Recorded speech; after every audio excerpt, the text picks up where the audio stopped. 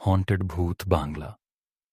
यह कहानी 1925 में हुई एक सच्ची घटना पर आधारित है। एक सुबह एंड्रिया नाम की एक औरत को खबर मिली कि उसके पिता के घर से गोली चलने की आवाज आई है। एंड्रिया और उसके पति जॉर्ज को यह खबर सुनकर विश्वास ही नहीं हो रहा था। खबर मिलते ही वह दोनों उसके पिता के घर के लिए निकल गए। उसके पिता एक बहुत बड़े गवर्नमेंट मैशन में रहते थे, जो दूसरे शहर में था। वहां जाते जाते उन्हें शाम हो गई थी। जब वह वापस पहुंचे तो उन्होंने देखा कि उस मैशन के बाहर पुलिस इकट्ठा है और कोई भी उस घर के अंदर नहीं जा रहा था। पुलिस एंड्रिया और उसके तो जॉर्ज को भी अंदर नहीं जाने दे रही थी। पुलिस के मुताबिक उस घर में एक भूत था जो सालों बाद आजाद हो गया था। जब एंड्रिया ने पूरी बात पूछी तो उसे पता लगा कि कई साल पहले 1865 में एक 21 साल का लड़का रहता था। वह एक लड़की से बहुत प्यार करता था, लेकिन उस लड़की ने उसके प्यार को ठुकरा दिया, जिसकी वजह से उसने खुद को गोली मारकर अपनी जान दे दी। तब से उसका भूत उसी मैशन में भटकने लगा। उसके बाद उस घर में रहने वाले सभी लोगों की अजीब-ओ-गरीब मौतें होने लगीं। बहुत मुश्किल से उस लड़की की आत्मा को एक प्रीस्ट की मदद से एक कमरे में बंद कर दिया गया और उस कमरे को हमेशा के लिए लॉक कर दिया गया। लेकिन एंड्रिया के पिता, जिन्होंने हाल ही में उस मैशन को खरीदा था, इन सब बातों को नहीं मानते थे। उन्होंने उस घर को रिनोवेट कराने के चक्कर में उस कमरे का लॉक तोड़वाकर उसे खोल दिया और उस लड़के की भयानक आत्मा को आजाद कर दिया। पुलिस कहने लगी कि उस लड़के की आत्मा ने ही शायद एंड्रिया के पिता को मार दिया था। अब अगर कोई भी उस घर के अंदर जाएगा तो उस लड़के की आत्मा उसे भी मार डालेगी। पुलिस की ऐसी अंधविश्वासी बातों को सुनते ही एंड्रिया और जॉर्ज दोनों ही बहुत गुस्से में आ गए और उन्होंने खुद अंदर जाने का फैसला किया। वह घर के अंदर गए, लेकिन जैसे ही वे पिता के कमरे में पहुंचे, एंड्रिया फूट फूट कर रोने लगी। दोस्तों, क्या आपको लगता है कि आप कभी गिव अवे में कुछ बड़ा जीत सकते हो? नहीं ना? मुझे भी ऐसा ही लगता था। लेकिन रिसेंटली कई लोगों ने इजी है। इसमें सभी के लिए बराबर मौका है कि वह कार जीत पाएं। इस बार तो वन विन 3 कार्स का गिव अवे कर रहा है, और वह भी एक साथ। तो अगर आपका भी ड्रीम है जीतना, जल्दी आप स्टार्ट करोगे, उतने ज्यादा टिकट्स आप कलेक्ट कर पाओगे और आपके प्राइज जीतने के चांसेस भी बढ़ जाएंगे। तो अभी तक आप इंतजार किसका कर रहे हो? लिंक प्रिंट कमेंट में है। इस वीडियो के बाद जल्दी से कॉन्टेस्ट को ज्वाइन करो और 3 लग्जरी कार्स अपने घर ले आओ, क्योंकि उसने वहां जमीन पर अपने पिता की लाश पड़ी देखी, जिनके सर पर एक गोली का निशान था। एंड्रिया ने जब आसपास देखा तो उसे जॉर्ज कहीं नहीं दिखा। वह जॉर्ज को वहां न पाकर और ज्यादा घबरा गई और अपने पति जॉर्ज को चिल्लाकर बुलाने लगी, पर उसे कोई जवाब नहीं मिला। उस समय एंड्रिया को कुछ समझ नहीं आ रहा था कि वह क्या करें, और वह डरी हुई वहीं खड़ी अपने पति को बुलाए जा रही थी कि तभी उसे एक अनजान इंसान की रोने की आवाज आई। फिर उसे अपने पति के रोने की आवाज आई। एंड्रिया भागकर अपने पति की आवाज के पीछे जा ही रही थी जब उसे फिर से गोली चलने की आवाज आई। एंड्रिया भागकर उस कमरे में पहुंची, पर वहां पहुंचकर उसके होश उड़ गए। वहां पर उसे जॉर्ज की लाश मिली, जिसके सर पर भी गोली के निशान थे, और उसकी लाश के पास वही बंदूक पड़ी थी जो कुछ देर पहले उसके पिता के कमरे में उनकी लाश के पास पाई गई थी। तभी एंड्रिया को ऐसा लगा जैसे उसके कंधे पर किसी ने हाथ रखा। एंड्रिया को कोई पीछे से जकड़ लगा।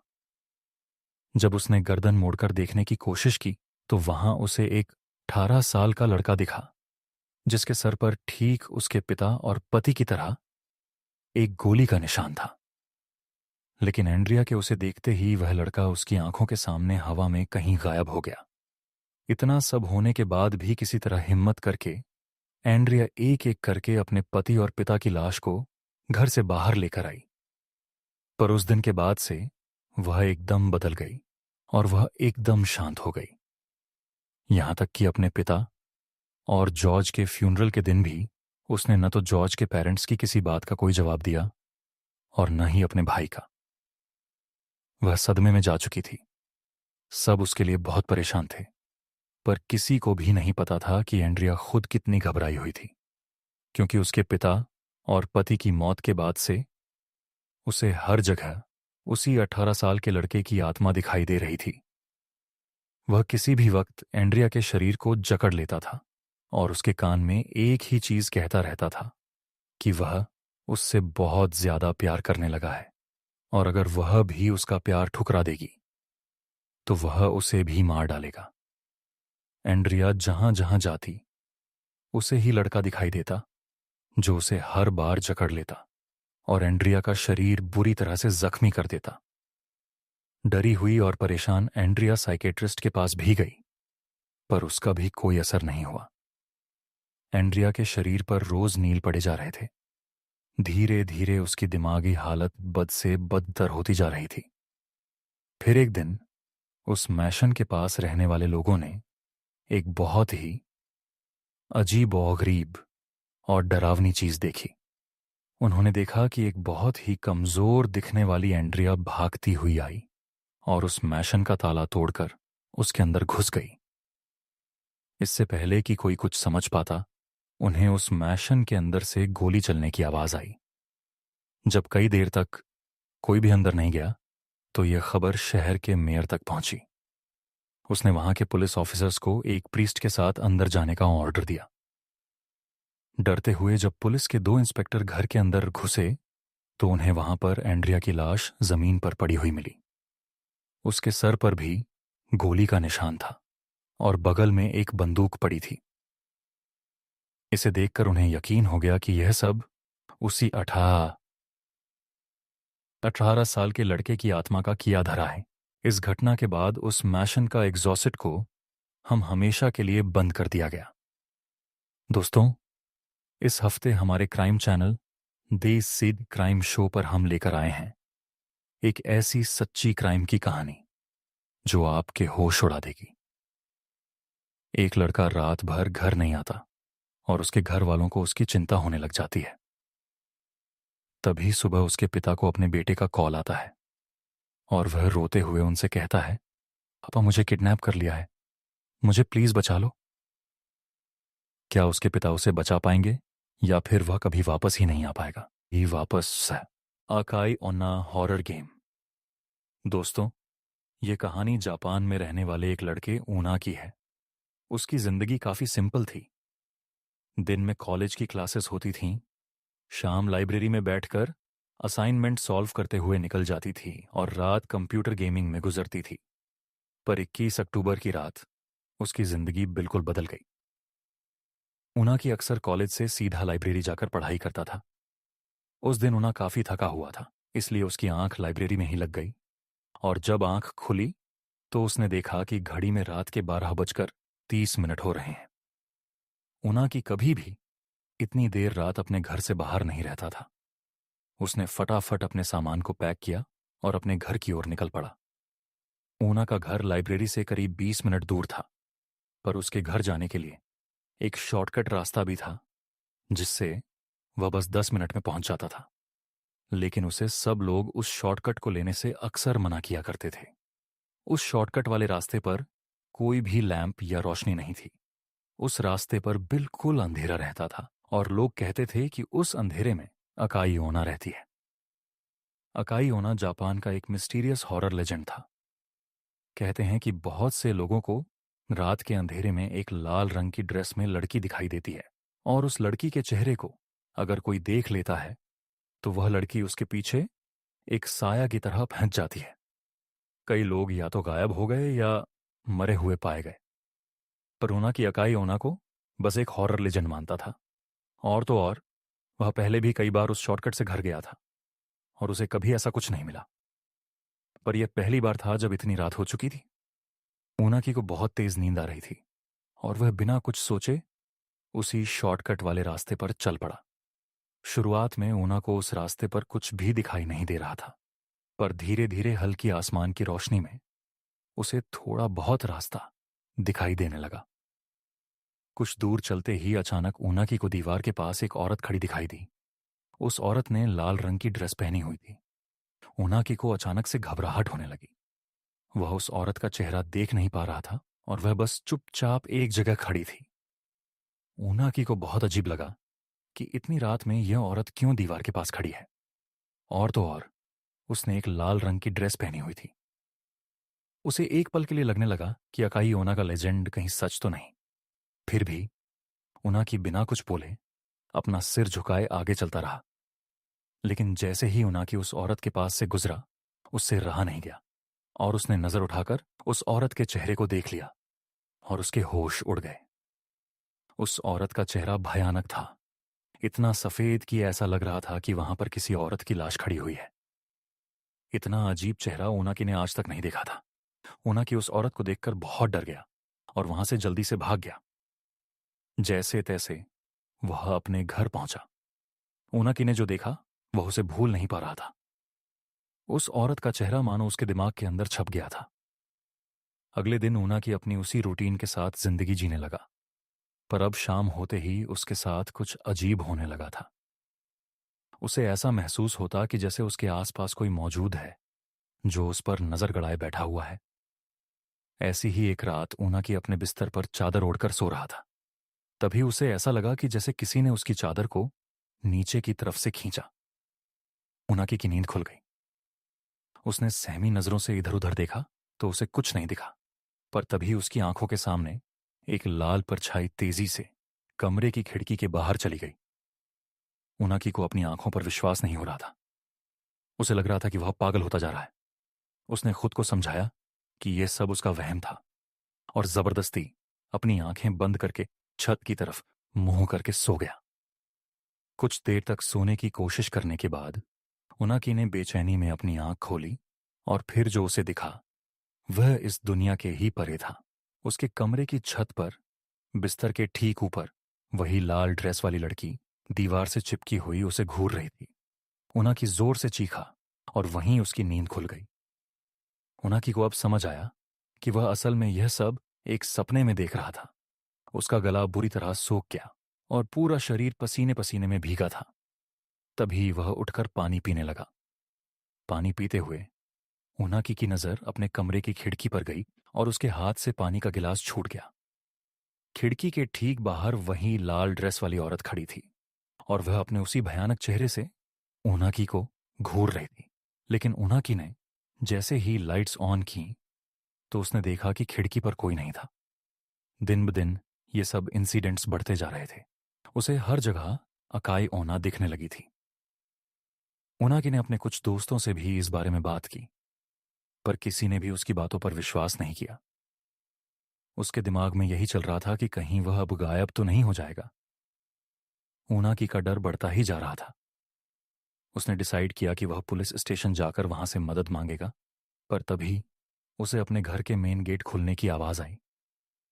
उनाकी हिम्मत करके बाहर देखने गया तो उसने देखा कि उसके घर का दरवाजा पूरा खुला हुआ था और बाहर से तेज हवाएं अंदर आ रही थीं। उनाकी ने अपने एक दोस्त को सब कुछ बताने के लिए फोन मिलाया। वह बस अपने साथ हुए इंसिडेंट्स के बारे में बोलता चला गया।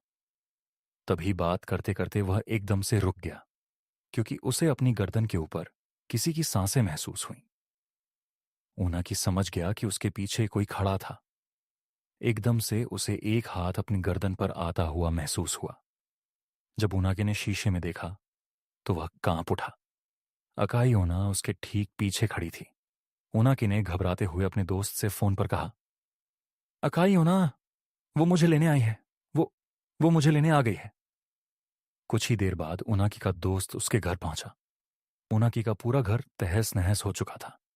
ऐसा लग रहा था कि जैसे घर के अंदर कोई तूफान आया हो।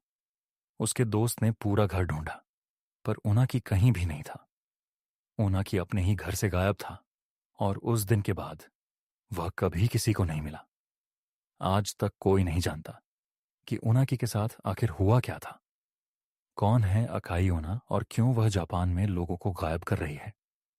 इन सभी सवालों के जवाब तो हमारे पास नहीं है, पर हम सिर्फ इतना जानते हैं, अगर आपको कभी कोई ऐसी औरत किसी अंधेरी गली में खड़ी दिखाई दे तो वहां से वापस मुड़ जाना ही बेहतर है।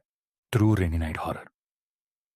यह एक टिपिकल फ्राइडे नाइट की बात है, जब मैं अपने कॉलेज की क्लासेस के बाद डोर डैश कर रहा था।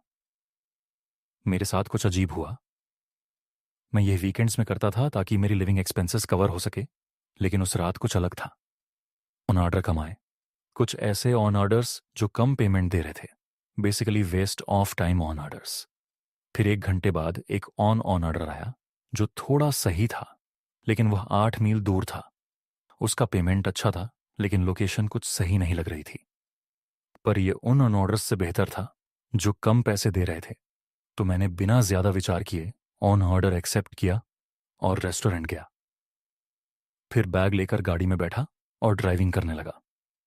जीपीएस ने बताया कि सफर 30 मिनट चलेगा, जो मेरे लिए अब तक के ऑन ऑर्डर में से बहुत लंबा समय था। कैंपस के जस्ट बाद बहुत से घर थे, लेकिन जब मैं 20 मिनट बाद वाले मार्ग पर पहुंचा, तब मेरे सामने सिर्फ खुले मैदान और खेत दिखाई दिए। उस जगह कोई घर नहीं था, सिर्फ खुले खेत और लहराती हुई फसल दिखाई दे रही थी। मैं थोड़ा नर्वस फील कर रहा था, लेकिन मैंने सोचा कि सब ठीक होगा। उन खाली खेतों के बीच मुझे एक घर दिखा जो कि लोकेशन से मैच कर रहा था। मैं समझ गया कि यही घर है जहां मुझे डिलीवरी देनी है। अब मैं उस खाली और सुनसान रास्ते से होते हुए उस घर की ओर, अपने ऑर्डर की ओर बढ़ रहा था। उस जगह की अजीब सी शांति काफी कुछ कह देने लायक थी। मैदान के बीच से गुजरते हुए मुझे बहुत अजीब लग रहा था। भले ही मैं डरपोक नहीं हूं, लेकिन बिना किसी कारण के घबराहट होना एक अलग एहसास था। जैसे ही मैं सड़क से आगे निकला, तो एकमात्र आवाज की जड़ पर मेरी कार की धीमी गड़गड़ाहट थी। मैंने कार पार्क किया और बैग तैयार किया, फिर कार को वहीं छोड़ दिया और बाहर निकला। वह घर शांत था और वहां काफी अंधेरा भी था। बाहर की जगह को रोशन करने के लिए केवल बरामदे की रोशनी जल रही थी। मैं गंदगी भरी घास के बीच से होकर बरामदे तक गया और दरवाजे पर दस्तक देते हुए इंतजार कर रहा था। मैंने पीछे मुड़कर अपनी कार की ओर देखा, जो मैदान में अंधेरे में गायब सी लग रही थी। इसके पीछे एक क्षण का समय बीत गया। फिर मैंने फिर से दस्तक दी, लेकिन कोई प्रतिक्रिया नहीं हुई। यहां तक कि अंदर से किसी की आवाज भी नहीं आई। मुझे स्थिति की विचित्रता का एहसास होने में देर नहीं लगी। खिड़कियों में कोई रोशनी नहीं थी और यह भी दिख रहा था कि खिड़कियां कितनी सड़ चुकी थीं। घर को करीब से देखने पर मुझे केवल यही लगा कि ऑन ऑर्डर पूरा नहीं किया जा सकता। एक संकोच वाली बात यह थी कि मेरे पास इस पते के लिए एक ऑन ऑर्डर था और पोर्च लाइट जल रही थी। मैंने लाइट की ओर देखा और सोचा कि यह एकमात्र लाइट क्यों होगी, लेकिन कुछ अजीब संयोग से मुझे पता चला कि उस लाइट के शीर्ष भाग में एक सस्ती सोलर बैटरी है। यह सिर्फ एक खुद चलने वाली लाइट थी, जो दिन के दौरान ही चार्ज होती है और शाम को चालू हो जाती है, जिसका मतलब है कि इसे चालू करने के लिए किसी को भी यहां मौजूद नहीं होना पड़ेगा। अब मैं यह सब एक साथ जोड़ ही रहा था कि तभी मैंने अपने पीछे एक गड़गड़ाहट की आवाज सुनी। मैं मुड़ा और देखा कि एक कार गंदगी भरे रास्ते से गुजर रही थी और मेरी कार के ठीक पीछे आ रही थी। मैं वहीं खड़ा रहा और उनकी हेडलाइट्स को देखता रहा, जब तक कि एक आदमी बाहर नहीं निकला। मैंने पोर्च से चिल्लाकर पूछा, क्या यह उसका ओन ऑर्डर था? लेकिन उसने कोई जवाब नहीं दिया। वह बस अपनी कार के पास ही खड़ा रहा, ना ही हिला, ना ही बोला। मुझे अपने एड्रेनलाइन का स्पाइक महसूस हुआ जब मुझे एहसास हुआ कि यह स्थिति कितनी भयानक थी। रात की खामोशी ने मुझे केवल यह याद दिलाया कि यहां कोई नहीं था जो मेरी मदद कर सके। मैं एक खाली घर और एक अजनबी के साथ एक मैदान के बीच में फंस गया था।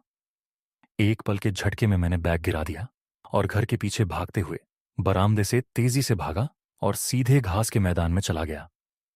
मैंने पीछे मुड़कर देखा तो वह आदमी मेरे पीछे पागलों की तरह दौड़ रहा था। जैसे जैसे मैं बाहर निकलता गया, घास उतनी ही मोटी और लंबी होती गई और मेरी सांसें फूलने लगीं। कुछ देर बाद मुझे एहसास हुआ कि अब उस आदमी के पास मेरा पीछा करने का कोई मौका नहीं है। मैं धीरे धीरे अपनी सांसें रोक रहा था और सावधानी से आगे बढ़ रहा था, फसलों के बीच से होते हुए। मैंने और भी शांत रहने की कोशिश की, क्योंकि शायद वह आदमी अभी भी मेरा पीछा करने की कोशिश में था। दौड़ते दौड़ते मैं एक सड़क पर पहुंच गया। मैं डरा सहमा उस सड़क पर जाकर गिरा। मुझे पुलिस ने उठाया और जांच करने के लिए मुझे साथ ले गई, लेकिन वह आदमी तब तक जा चुका था। मुझे आश्चर्य हुआ, क्योंकि मेरी कार लूटी नहीं गई थी और ऑन ऑर्डर का बैग अभी भी घर के बरामदे पर ही था। इसका मतलब केवल ये हो सकता है कि उस व्यक्ति के इरादे कुछ और थे, जो कि मुझे लूटने से कहीं ज्यादा बुरे थे। यह तब हुआ जब मैं 18 साल का था और अपने घर से कॉलेज तक का सफर कर रहा था।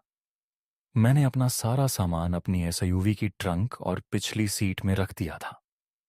यह न केवल मेरी पहली लंबी सड़क यात्रा थी, बल्कि मैं पहली बार इतने लंबे समय के लिए अपने परिवार से दूर रहने जा रहा था। मैं जिस कॉलेज में जा रहा था वह 600 मील की दूरी पर था, जिसे मैंने 2 दिनों की ड्राइविंग में विभाजित किया था। मैंने मानचित्र के जरिए यह अनुमान लगाया था कि मैं रात 11 बजे तक होटल पहुंच जाऊंगा। 7 बजे तक सूरज पूरी तरह से ढल चुका था और अधिकांश गाड़ियां भी जा चुकी थीं। कभी कभार कोई कार वहां से गुजरती थी तो उन्हें देखता और उनकी हेडलाइट्स धीरे धीरे मेरे सामने से गायब हो जाती थी।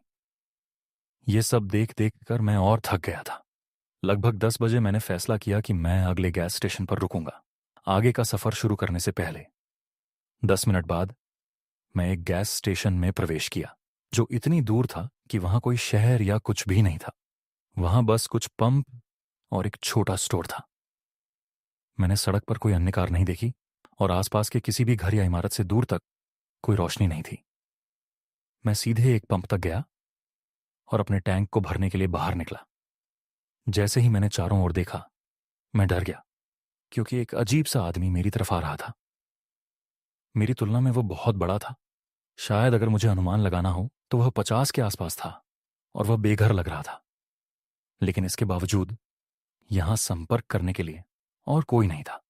उसकी छोटी सी मुस्कान ने मुझे और अधिक सहमा दिया। आपको कुछ चाहिए? मैंने उम्मीद करते हुए कहा, ताकि वह मेरे और करीब ना आए। वह आदमी मेरी कार से कुछ फीट की दूरी पर रुका और जवाब देने से पहले लगभग सावधानी से चारों ओर देखा। फिर वह बाहर निकलकर वापस हाईवे पर आ गया। मुझे कुछ समझ नहीं आया कि वह क्या बोलना चाहता था, पर फिर उसने मेरे पीछे उस निकास की ओर इशारा किया जहां से मैं आया था और फिर से बोला, वापस हाईवे पर निकल जाओ। 1 सेकंड के बाद मैंने कहा, ठीक है, और वह आदमी चला गया। लेकिन मैं अभी भी वास्तव में उलझन में था। मैं जिस निकास द्वार से आया था वह चाहता था कि मैं फिर से हाईवे पर जाऊं। वह एक वन वे रोड था। वह चाहता था कि मैं सड़क के गलत तरफ गाड़ी चलाऊं और वापस राजमार्ग पर यू टर्न ले लूं। इसका कोई मतलब नहीं बनता था। मैंने प्रवेश द्वार की ओर देखा, जिस रोड से मुझे जाना था। उस रोड पर किसी भी तरह का निर्माण का साइन या कोई और रास्ता रोकने का बोर्ड नहीं था। ये बस एक खाली रैंप की तरह लग रहा था। जैसे ही मैंने पंप वापस लगाया और अपनी कार में बैठा, मैंने उस आदमी पर नजर डाली जो अब किनारे पर बैठा था, कन्वीनियंस स्टोर के बाहर। मैंने जितना अधिक सोचा, वह आदमी उतना ही पागल लग रहा था। बस यहां बैठकर बकवास कर रहा था। मैंने सोचा कि शायद यह किसी प्रकार का जाल या कुछ और था, इसलिए मैं बिना कुछ सोचे वहां से हाईवे के प्रवेश द्वार पर गया। हालांकि मुझे एहसास हुआ कि सभी स्ट्रीट लाइटें बंद थीं। मैंने यह सोचकर गति धीमी कर दी कि शायद यह एक निर्माण साइट या कुछ और है। मैंने अपनी आंखें सड़क पर रखीं ताकि कोई दुर्घटना ना हो। इससे पहले कि एक पिकअप ट्रक कहीं से आया और मेरी कार के ठीक सामने रुका। हर दरवाजा खुल गया और 4 लोग ट्रक से बाहर निकले। उनके पास सभी प्रकार के हथियार, धातु छुरी, चाकू थे और वे तेजी से मेरी कार की ओर दौड़ने लगे, और यहां तक कि अपने चेहरे को ढकने के लिए भी कुछ नहीं पहना था। वे मुझे भावनाहीन नजरों से देख रहे थे। मैंने तुरंत अपनी कार को पीछे करना शुरू कर दिया, क्योंकि वे मुझसे बस कुछ ही फीट की दूरी पर थे। मैंने अचानक सड़क के किनारे से दर्जनों लोगों को बाहर आते हुए देखा। कुछ लोगों ने तो मेरी कार का पीछा करने की भी कोशिश की। मैंने जल्दी से अपनी गाड़ी को मोड़ा और वहां से जान छुड़ाकर चला गया। जब मुझे लगा कि मैं सुरक्षित हूं, तो मैंने 911 पर कॉल किया, लेकिन किसी कारण से मुझे कभी वापस कॉल नहीं आया, ना ही इस पर कोई अपडेट मिला। लगभग ऐसा लगा जैसे उन्होंने इसकी जांच भी नहीं की। मैं आज तक इस सोच में हूं कि गैस स्टेशन पर मुझे उस बूढ़े ने शायद इसी वजह से यू टर्न लेने बोला था। और मुझे उन सभी से बचाने की कोशिश कर रहा था। मैं खुद को भाग्यशाली समझता हूं, क्योंकि मुझे नहीं पता कि वह क्या था या वे सभी क्या करने की योजना बना रहे थे। पापी गुद्धिया का छलावा। हमारे वेद पुराणों में कई ऐसे राज छुपे हैं जो आज भी हम नहीं जानते। ऐसी कई चीजें हैं जो आज भी अज्ञात हैं और हमारी समझ से परे हैं। इसी तरह एक और चीज है जिसके बारे में शायद लोग अनजान हैं। मुझे लगता है कि हमारे आसपास एक अंधेरी दुनिया है और उस दुनिया के कई छुपे हुए राज हैं। हम जैसे लोगों के लिए उस अंधेरी दुनिया के रहस्य को उजागर करना, यानी एक छोटा दिया लेकर अंधेरे में रास्ता तलाशने जैसा है। जब भी हमारे पूर्वज हमें अपने समय की कुछ कहानियां बताते हैं या भूत प्रेतों के बारे में किस्से सुनाते हैं, तो हम उन्हें अक्सर बकवास मान लेते हैं। हम इस अंधेरी दुनिया की बातों को झूठ समझते हैं और उसका मजाक उड़ाते हैं। लेकिन कभी कभी अचानक हमें कुछ अजीब सा एहसास होता है कि यह सिर्फ कहानियां नहीं हैं, इनमें कुछ राज छुपे हैं। जब हमें कोई डरावना एहसास होता है तो हम सोचने लगते हैं कि यह कैसे हो सकता है, लेकिन इसका हमारे पास कोई जवाब नहीं होता। वह बस एक रहस्य बनकर रह जाता है। पीछे रह जाते हैं तो सिर्फ सवाल और घटनाएं। ऐसी ही एक घटना मेरे एक दोस्त के साथ घटी थी। इसे आप छलावा कहें या कुछ और, लेकिन किसी की सिर्फ एक कल्पना कैसे किसी के विनाश का कारण बन सकती है, यह इसका एक जीता जागता उदाहरण है। मैं आगे बताऊंगा कि मैंने ऐसा क्यों कहा है। अभी तो मैं आपको बस वो घटना बताता हूं जिसे हम भूत कहते हैं। वह किसी इंसान के लिए वरदान हो सकता है, लेकिन हर चीज की एक कीमत होती है जो कभी ना कभी हमें चुकानी पड़ती है। मेरा नाम नीरज है। आज मैं आपको मेरे एक दोस्त के साथ घटी घटना बताने जा रहा हूं। हालांकि मुझे उस घटना का कोई अनुभव नहीं था, लेकिन मैं उस घटना को जानता हूं क्योंकि मेरे दोस्त अभिषेक ने मुझे हर एक चीज के बारे में बताया था। बस उसका अंत मुझे पता नहीं है, लेकिन मैं जानता हूं कि उसका अंत कैसा हुआ होगा। इसलिए अब इस बात का निर्णय आप सभी को खुद करना होगा कि वह घटना सत्य है या असत्य। क्या आपके साथ भी कभी ऐसा हुआ है? आप कुछ सोच रहे होते हैं और कुछ वक्त बाद या फिर कुछ दिन बाद बिल्कुल वैसा ही आपके साथ होने लगता है या फिर आपके सामने घटित होने लगता है। किसी अनजान जगह पर आपको कुछ अजीब चीजें दिखाई देती हैं, कुछ भयानक अनुभव होते हैं। यदि कोई आपसे कहता है कि कुछ बुरा होने वाला है, किसी जगह पर कुछ बहुत ही भयानक चीज है, किसी चीज का वास है या कोई है जो उस जगह पर मंडरा रहा है, तो आप भी उस जगह पर बुरी चीजों का अनुभव करने लगते हैं। अभिषेक अक्सर भूत प्रेतों की कहानियों को लेकर मजाक किया करता था। उसे ऐसी कहानियों से बहुत चिढ़ थी। उसके लिए भूत पिशाच की बातें बस किसी बकवास की तरह होती थीं। कभी कभी तो वह हम पर भी गुस्सा हो जाता था। उसके मुताबिक यह सभी फर्जी कहानियां हैं या फिर मूर्ख लोगों द्वारा लोगों को बेवकूफ बनाने के लिए बनाई गई बातें हैं। अभिषेक पढ़ा लिखा था। वह अपना काफी समय मोबाइल या लैपटॉप पर काम करने में और पढ़ाई करने में बिताता था। कभी कभी वह भूत प्रेत और पिशाच के बारे में कहानियां भी पढ़ता था और घंटों तक हमारे साथ उनके बारे में बातें करता था। वह हमसे कहता था कि दुनिया में कोई भूत नहीं है, हम बस अपने अतीत से डरते हैं। हम सब ने अपने अतीत में कुछ गलतियां की हैं और वही हमारी गलतियां भूत हैं। उन्हीं को हम भूत समझ लेते हैं और उस वजह से हमारे मन में डर बना रहता है। जब भी हम किसी ऐसी जगह पर फंस जाते हैं या सुनसान जगह पर चले जाते हैं, तब हमारा ही अतीत हमारे सामने भूत बनकर खड़ा हो जाता है और उसी से हम डर जाते हैं। बाकी सब कुछ झूठ है, सब कुछ छलावा है। एक दिन लैपटॉप पर कुछ खोजते समय अभिषेक को एक लिंक मिली। यह एक कम्युनिटी थी, जैसे फॉरम या रेडिट पर होती है। उस कम्युनिटी का नाम था खौफनाक अनुभव। उसने सोचा कि चलो देखते हैं कि लोग इस कम्युनिटी पर क्या बकवास डाल रहे हैं, कैसी कैसी फालतू बातें कर रहे हैं। उसने तुरंत ही लिंक पर क्लिक कर दिया और उस कम्युनिटी पर पहुंच गया।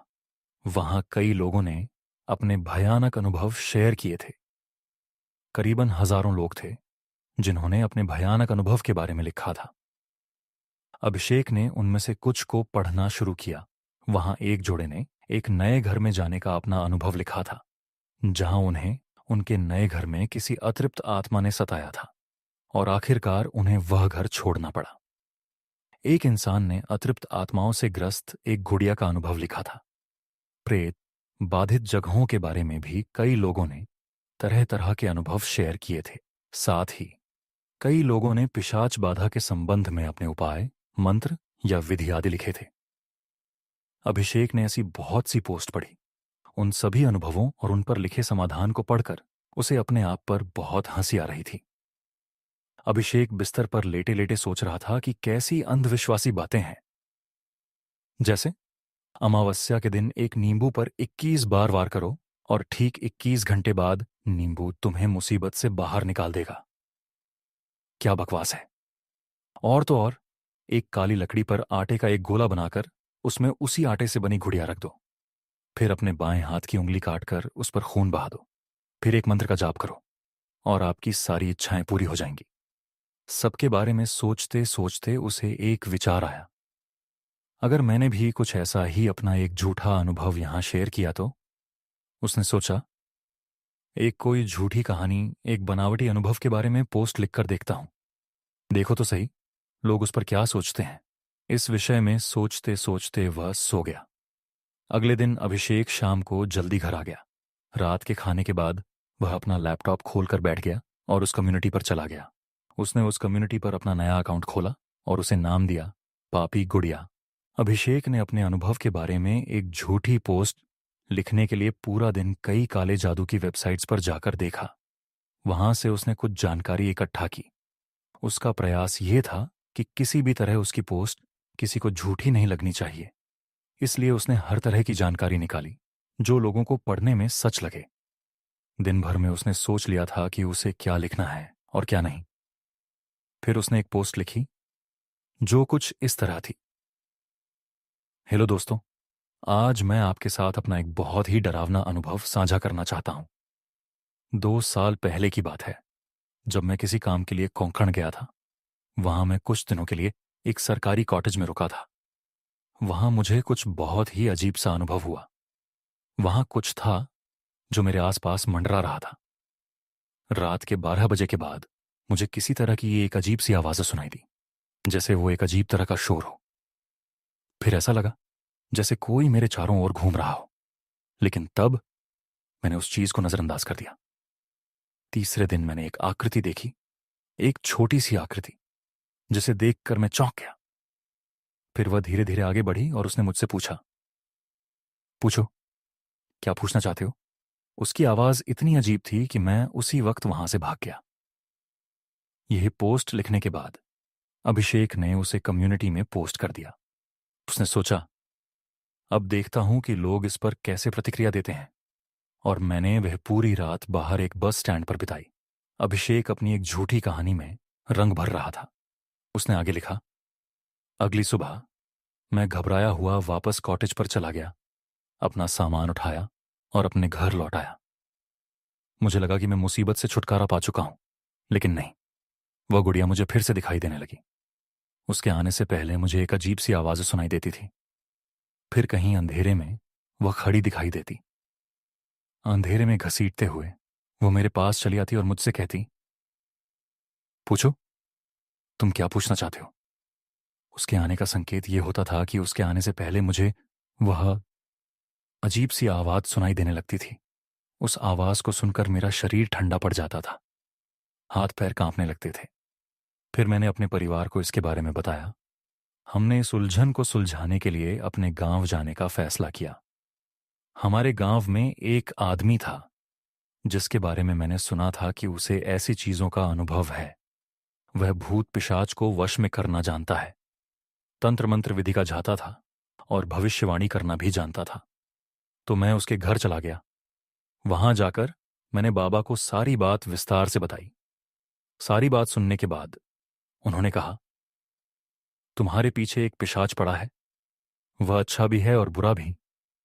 तुम जिस कॉटेज में रुके थे, उस पिशाच को उस स्थान पर जागृत किया गया है, यानी जगाया गया है। यह एक ऐसा पिशाच है जो इंसानों की इच्छाएं पूरी करने की ताकत रखता है, लेकिन अब वह किसी कारणवश वहीं पर फंस गया है। मैंने उनसे पूछा, मैं इससे छुटकारा कैसे पा सकता हूं? उन्होंने कहा, इससे छुटकारा पाने का एक ही तरीका है कि तुम उससे 3 सवाल पूछो, लेकिन सवाल सोच समझकर पूछना। अगर तुमने कोई अजीब सा सवाल पूछ लिया और वह सवाल उसे पसंद नहीं आया, तो वह गुस्सा हो जाएगा। वह तुम्हारी गर्दन पर बैठ जाएगा और तब तक शांत नहीं होगा जब तक उसे जगाने वाले आदमी का खून उसके मुंह में नहीं जाएगा।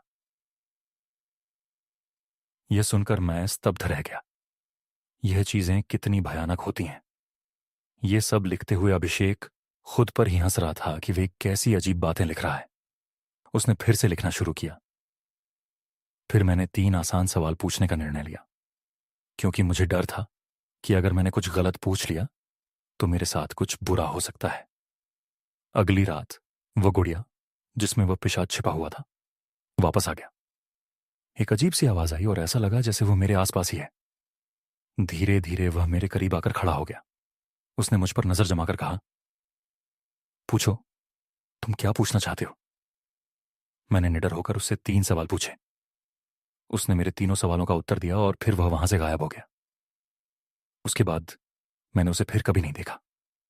लेकिन दोस्तों, क्या आप जानते हैं, अभिषेक ने यहां अपनी कहानी खत्म की। उसने पोस्ट को सबमिट किया और सोचने लगा कि अब इस पर कैसे कैसे रिएक्शन आएंगे। सबसे पहले मैंने अपने बारे में 2 सवाल पूछे।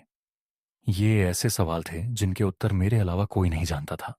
उसने दोनों सवालों का सही उत्तर दिया। इसके बाद मैंने उससे पूछा, मुझे एक ऐसी लॉटरी का नंबर बताओ जिसमें मुझे 10 लाख रुपए मिल जाए। आप यकीन नहीं करेंगे, लेकिन उसने जो नंबर बताया उसने मेरी जिंदगी बदल दी। वो सब कुछ होने के बाद वह वहां से चला गया। अब मुझे महसूस हुआ कि मुझे और कुछ मांगना चाहिए था। शायद अगर मैं और ज्यादा मांग लेता तो मैं और भी अमीर बन जाता। यह सोचकर मैं फिर से उस बाबा के पास गया और उन्हें सारी सच्चाई बता दी। मैंने उनसे पूछा, मुझे उस पिशाच को फिर से बुलाना है, उस गुड़िया को जिंदा करना है। उसे बुलाने की विधि क्या है और इसके लिए मुझे क्या करना होगा? बाबा जोर से हंस पड़े और बोले, तुम मूर्ख हो। अच्छा हुआ कि वह लौट गया, वरना ज्यादातर लोग उसे बुलाने के बाद उसके जाल में फंस जाते हैं या फिर मर जाते हैं। हर चीज की अपनी एक कीमत होती है। जब कुछ मिलता है तो कुछ खोना भी पड़ता है। तुम्हें तो खुश होना चाहिए कि तुम सही सलामत बच गए हो। बाबा की यह बात सुनकर भी मैं रुका नहीं। मैंने उन्हें पैसों का लालच भी दिया, लेकिन उन्होंने इनकार कर दिया। उनका यही कहना था कि वह मेरे पाप में भागीदार नहीं बनना चाहते। बाबा ने जो भी कहा हो, लेकिन मैंने ठान लिया था कि चाहे जो भी हो, मैं उस पिशाच को वापस बुलाने का तरीका जानकर रहूंगा। मैंने बाबा के पीछे पड़कर उन्हें मजबूर कर दिया। आखिरकार थक हार कर बाबा ने कहा, मैं तुम्हें विधि बताऊंगा, लेकिन याद रखना, अगर कुछ अच्छा या बुरा होता है तो इसकी जिम्मेदारी केवल तुम्हारी होगी। इस विधि को करते समय बेहद सावधान रहना। जय, जब भी अमावस्या की रात करीब हो तभी यह विधि की जा सकती है। इसे अमावस्या के 2 दिन पहले या उसके 2 दिन बाद तक किया जा सकता है, लेकिन ठीक अमावस्या की रात को विधि करने से इसके सफल होने की संभावना और भी बढ़ जाती है। 2, तुम्हें एक साधारण कपड़े की गुड़िया खरीद कर लानी होगी या फिर अपने पास के पुराने कपड़ों से एक बनानी होगी। गुड़िया में हाथ, पैर, आंखें, नाक और मुंह सब कुछ होना चाहिए। 3, फिर अपने नाखून काटकर उसकी एक माला बना लेना। उस माला को गुड़िया को पहना देना। 4, इसके बाद दाहिने हाथ के अंगूठे से खून निकालकर गुड़िया के माथे पर लगाना। 5, फिर नमक का एक घेरा बनाकर गुड़िया को उस घेरे में रखना। 6, अपना दाहिना हाथ गुड़िया की छाती पर रखकर उसे पुकारना। इसके लिए तुम्हें एक मंत्र बोलना होगा। बाबा ने चेतावनी दी, सावधान रहना, क्योंकि यह विधि करते समय अगर कुछ भी गलत हुआ तो इसका अंजाम बहुत भयानक हो सकता है। यह सब सुनने के बाद मैंने मन ही मन फैसला कर लिया कि मैं इसे जरूर आजमाऊंगा। ओ कामना पूर्ण पिशाच अहम तवाम आयाम अगमम पूता अगमम इच्छा पूर्ण कर तू अहम। यह मंत्र बोलते ही ऐसा लगेगा जैसे उस गुड़िया में जान आ गई हो। एक अजीब सी आवाज सुनाई देगी जो इस बात का संकेत होगा कि पिशाच अब तुम्हारे पास पहुंच चुका है। लेकिन एक बात का ध्यान रखना होगा, तुम्हें उस गुड़िया से यानी उस पिशाच से जो भी 3 सवाल पूछने हैं उन्हें पहले ही लिखकर रखना होगा। तीनों सवालों के जवाब मिलने तक गुड़िया उसी घेरे के अंदर रहनी चाहिए। अगर किसी कारण से विधि ठीक से नहीं हुई तो तुम्हें कुछ भी महसूस नहीं होगा। गुड़िया में कोई हलचल नहीं होगी। ऐसी स्थिति में तुम उस गुड़िया को फेंक सकते हो। अगर गुड़िया जाग गई और तुमने डर के मारे उससे सवाल नहीं पूछा तो वह तुम्हें हर रात दिखाई देगी। वह तुमसे पूछेगी, पूछो, तुम क्या पूछना चाहते हो। अगर उसे गुस्सा आ गया तो वह तुम्हें मार भी सकती है। अगर तुम उससे सवाल पूछने के बाद भी उसे देखते रहो तो समझ लो कि तुम बड़े संकट में हो। इस स्थिति में इस दूसरे मंत्र को 3 बार बोलना होगा। स्वामीनम समीपम प्रत्यागत प्रार्थवठालु तपुनः स्वामीना समीपम गच्छ। इसका अर्थ है कि पिशाच अपने मूल स्वामी यानी जिसने उसे जन्म दिया है उसके पास लौट जाएगा। यह सब लिखने के बाद अभिषेक ने अपनी पोस्ट पब्लिश कर दी। उसे यह सोचकर हंसी आ रही थी कि उसने कितनी बढ़िया और डरावनी कहानी गढ़ी है। वह सोच रहा था कि लोग इसे पढ़कर जरूर डर जाएंगे। उस समय रात के 12 बज रहे थे और वह अमावस्या की रात थी। अभिषेक अपनी कहानी पर मुस्कुराते हुए सो गया। अगले दिन जब वह काम से घर लौटा तो उसने रात का खाना खाया और अपना लैपटॉप खोलकर बैठ गया। वह यह देखना चाहता था कि उसकी पोस्ट पर लोगों ने क्या क्या कमेंट किए हैं। कई लोगों ने उसकी पोस्ट को लाइक और शेयर किया था। एक कमेंट में लिखा था, कितना खौफनाक अनुभव है। एक दूसरी टिप्पणी में सवाल पूछा गया, आप इस विधि के लिए उस बाबा को पैसे देने के लिए तैयार थे, तो फिर आपने इसे यहां पर फ्री में क्यों पोस्ट किया। यह पढ़कर अभिषेक हंस पड़ा। उसने कमेंट का जवाब देते हुए लिखा, मैं बस देखना चाहता हूं कि कौन कौन इस विधि को करने की हिम्मत रखता है। वहीं एक ने लिखा था, क्या बकवास कहानी है। इस कमेंट को पढ़कर अभिषेक खूब हंसा। वह वहां लिखना चाहता था, तुम सही हो, लेकिन उसने ऐसा नहीं किया क्योंकि वह देखना चाहता था कि आने वाले दिनों में लोग उसकी पोस्ट पर और क्या क्या लिखते हैं। कुछ दिन और बीत गए। दिन ब दिन लोग उसकी पोस्ट पर कमेंट कर रहे थे। अभिषेक हर रात उस कम्युनिटी में जाकर कमेंट्स पढ़ता और उन्हें पढ़कर मजा लेता। वह सोच रहा था कि लोग कितने बेवकूफ होते हैं, किसी भी बात को सच मान लेते हैं। उसकी पोस्ट पर ज्यादातर लोगों को उसका अनुभव सच लग रहा था और इस बात से अभिषेक बहुत खुश था। आज अमावस्या है और मैं यह विधि करने जा रही हूं। मैं पिछले 2 दिनों से इसकी तैयारी कर रही हूं। गुड़िया और बाकी सभी सामान तैयार है। कल मैं आपको विस्तार से बताऊंगी कि क्या हुआ। रात के 11 बज चुके थे। बिना कुछ लिखे उसने अपना लैपटॉप बंद किया और सोने चला गया। काफी देर तक उसे नींद नहीं आई क्योंकि उसके मन में बार बार यही ख्याल आ रहा था, क्या उस लड़की ने सचमुच यह विधि की होगी। क्या उसने सचमुच यह सब कुछ आजमाया होगा। अगर किया तो क्या हुआ होगा। इन सब के बारे में सोचते सोचते अभिषेक के शरीर पर रोंगटे खड़े हो गए। भले ही यह एक मजाक था, लेकिन फिर भी यह डरावना था। इन विचारों के बीच अभिषेक को थोड़ी देर बाद नींद आ गई। सुबह जब वह उठा तो काम पर जाने से पहले उसने अपनी पोस्ट को एक बार फिर से चेक किया। अभी तक उस लड़की की कोई नई कमेंट नहीं आई थी। अभिषेक उसकी प्रतिक्रिया पढ़ने के लिए उत्सुक था। उस दिन ऑफिस में बहुत काम था। काम करते करते कब रात के 11 बज गए उसे पता ही नहीं चला। देर रात जब वह घर पहुंचा तो बहुत थक चुका था। बाहर ही खाना खाकर वह सीधे बिस्तर पर गिर पड़ा और सो गया। रात का सन्नाटा और कुत्ते की आवाज उस रात बाहर बहुत अंधेरा था। अचानक कहीं से एक कुत्ते के भौंकने की आवाज आई। उस आवाज ने अभिषेक की नींद तोड़ दी। फिर कुत्ते ने भौंकना बंद कर दिया और एक अजीब सी धीमी आवाज उसे सुनाई देने लगी, जैसे कोई उसे बुला रहा हो। आधी नींद में अभिषेक ने अपनी आंखें खोली। बोझिल आंखों से उसने अपने आसपास देखा। खिड़की से बाहर की रोशनी कमरे में फैली हुई थी और उस रोशनी में उसने कुछ अजीब सा देखा। वह लगभग 1 फुट लंबी सफेद कपड़े से सिली हुई एक गुड़िया थी। उस गुड़िया को देखकर अभिषेक को झटका सा लगा। उसकी नींद पूरी तरह उड़ गई। घबराकर वह उठकर बैठ गया। उसकी गर्दन के रोंगटे खड़े हो गए। सामने खड़ी गुड़िया अब हिलने लगी थी और धीरे धीरे अभिषेक की ओर बढ़ रही थी। रात के गहरे सन्नाटे में गुड़िया के घिसटने की आवाज उसे साफ सुनाई दे रही थी। अभिषेक कांपती आंखों से गुड़िया को देखता रहा। उसे नहीं पता था कि यह सब सच में हो रहा है या फिर यह कोई बुरा सपना है। उसका पूरा शरीर सुन्न पड़ चुका था। गुड़िया अभिषेक के पास आकर खड़ी हो गई। फिर उसने अजीब आवाज में कहा, पूछो, तुम क्या पूछना चाहते हो? यह सुनकर अभिषेक के पूरे शरीर पर डर हावी हो गया। वह जोर से चिल्ला पड़ा। लड़खड़ाते हुए वहां से भागने की कोशिश की, लेकिन उसी बीच चक्कर खाकर वहीं गिर पड़ा। अगले दिन जब अभिषेक जागा तो उसे बहुत तेज बुखार था। उसने काम से एक दिन की छुट्टी ले ली। दोपहर को वह डॉक्टर के पास गया, दवाई ली और दिन भर घर पर आराम किया। अभिषेक ने सोचा कि रात जो कुछ भी हुआ वह बस एक बुरा सपना था। शायद बार बार उस बारे में सोचने के कारण उसे ऐसा महसूस हुआ था।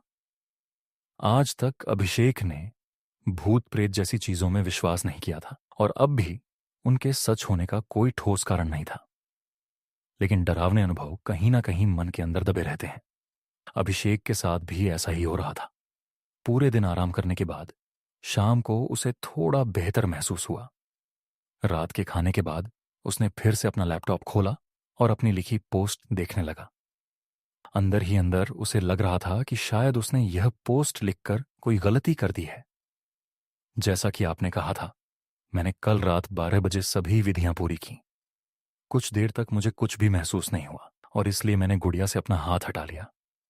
नमक के घेरे को साफ किया और सारा सामान अपनी अपनी जगह पर रख दिया। लेकिन ये सब करते वक्त मेरा ध्यान उस गुड़िया पर नहीं था। फिर गुड़िया को फेंकने के लिए मैं उसे ढूंढने लगी और तब मैंने देखा कि गुड़िया अपनी जगह पर नहीं थी। तभी मेरा ध्यान घर के एक कोने में गया। गुड़िया वही घर के एक कोने में खड़ी थी। उसे देखकर मैं बहुत डर गई। लेकिन मुझे आपका बताया हुआ मंत्र याद आ गया। मैंने उस मंत्र का 3 बार जाप किया। उसके बाद वह शांत हो गई और वहां से चली गई। अभी तक मेरे साथ कुछ भी बुरा नहीं हुआ है। लड़की की टिप्पणी पढ़कर अभिषेक का दिल जोर से धड़कने लगा। उसकी पोस्ट पर और भी कई नए कमेंट्स आए थे। कई लोगों ने लिखा था कि कल अमावस्या की रात थी और उन्होंने भी उस विधि को आजमाया था। इसके बाद उन्होंने अपने अनुभवों के बारे में लिखा। बहुत बहुत धन्यवाद। मैंने आपके निर्देशानुसार सभी विधियां पूरी की और गुड़िया को जगाया। मैंने उससे 3 सवाल पूछे और फिर वे चली गई। आपने जो कुछ भी लिखा था वह सब सच था। मुझे माफ कीजिए, लेकिन विधि करते समय मुझसे कुछ गलती हो गई। मैंने गुड़िया को 2 बार पुकारा और तभी मैंने अपने हाथ के नीचे गुड़िया की हरकत महसूस की। मैं बहुत डर गया और तीसरी बार बुलाए बिना ही अपना हाथ हटा लिया। तब मैंने देखा कि गुड़िया वहां से गायब हो गई। कृपया मुझे बताएं कि मुझे अब क्या करना चाहिए।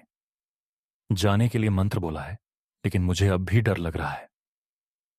इन टिप्पणियों को पढ़ने के बाद अभिषेक ने बिना कुछ और पढ़े लैपटॉप बंद कर दिया।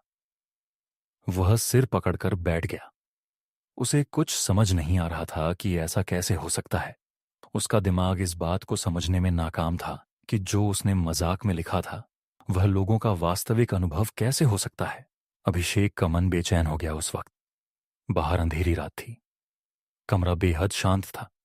घड़ी की टिक-टिक के अलावा कहीं से कोई आवाज नहीं आ रही थी। आधी रात का समय हो चला था। रात के 12 बज चुके थे। अभिषेक अपने कमरे में अपना चेहरा घुटनों में दबाए बैठा हुआ था। उसका दिमाग चकरा रहा था। उसे समझ नहीं आ रहा था कि यह सब आखिर हो क्या रहा है। सन्नाटे के बीच डर और अनिश्चितता ने अभिषेक को पूरी तरह जकड़ लिया था और अचानक उसे वह आवाज सुनाई दी। 1 बार, 2 बार और फिर बहुत सारी आवाजें।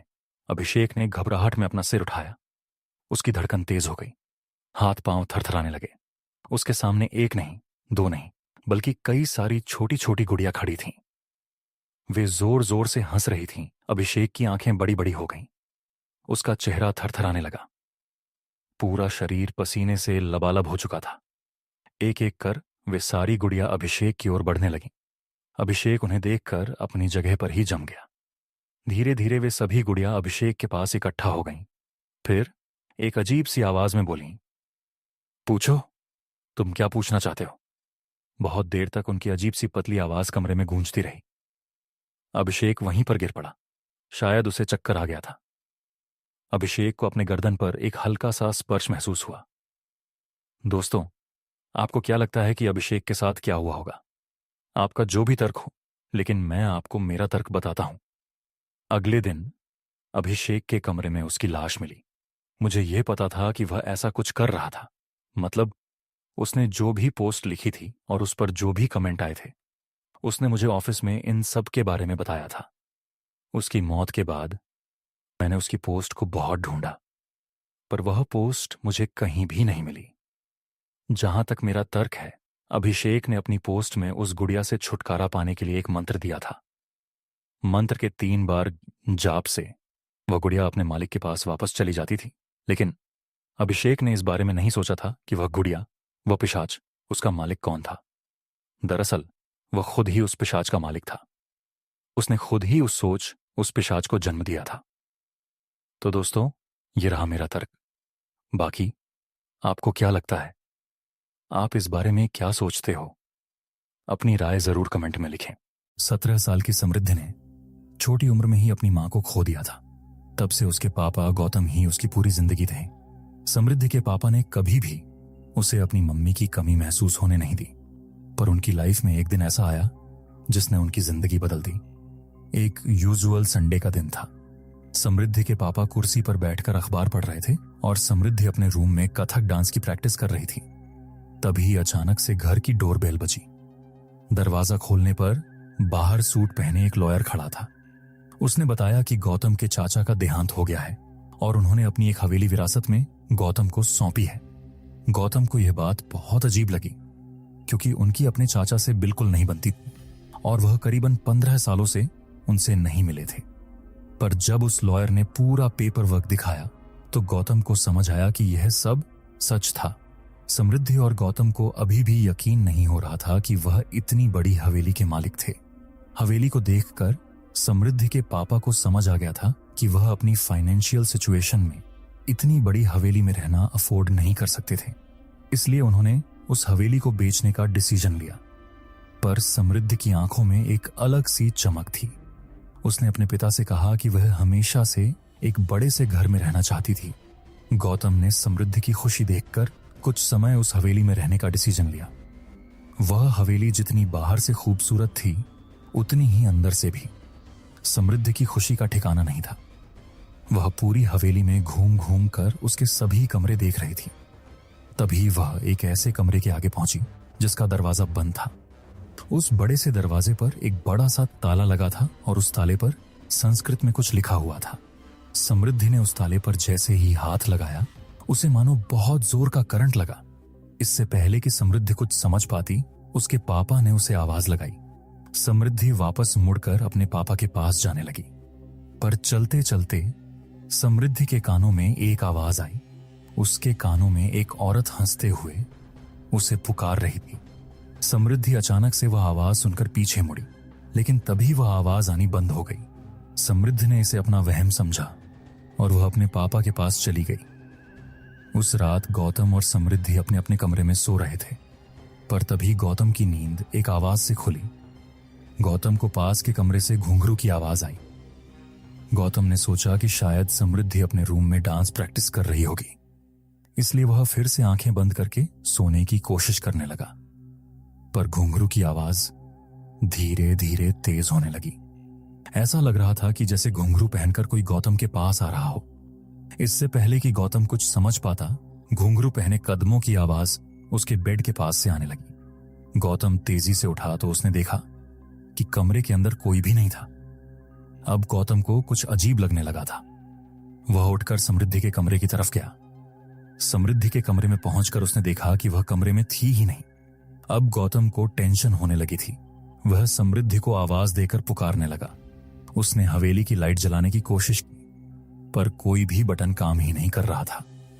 गौतम ने कमरे के बाहर पड़े एक लैंप को उठाया और उसे जलाकर हवेली में समृद्धि को ढूंढने लगा। घूमते घूमते गौतम को फिर से घुंघरू पहने किसी के चलने की आवाज आई। गौतम उसी आवाज का पीछा करने लगा। गौतम जितना उस आवाज के करीब जाता, वह आवाज उससे उतनी ही दूर जा रही थी।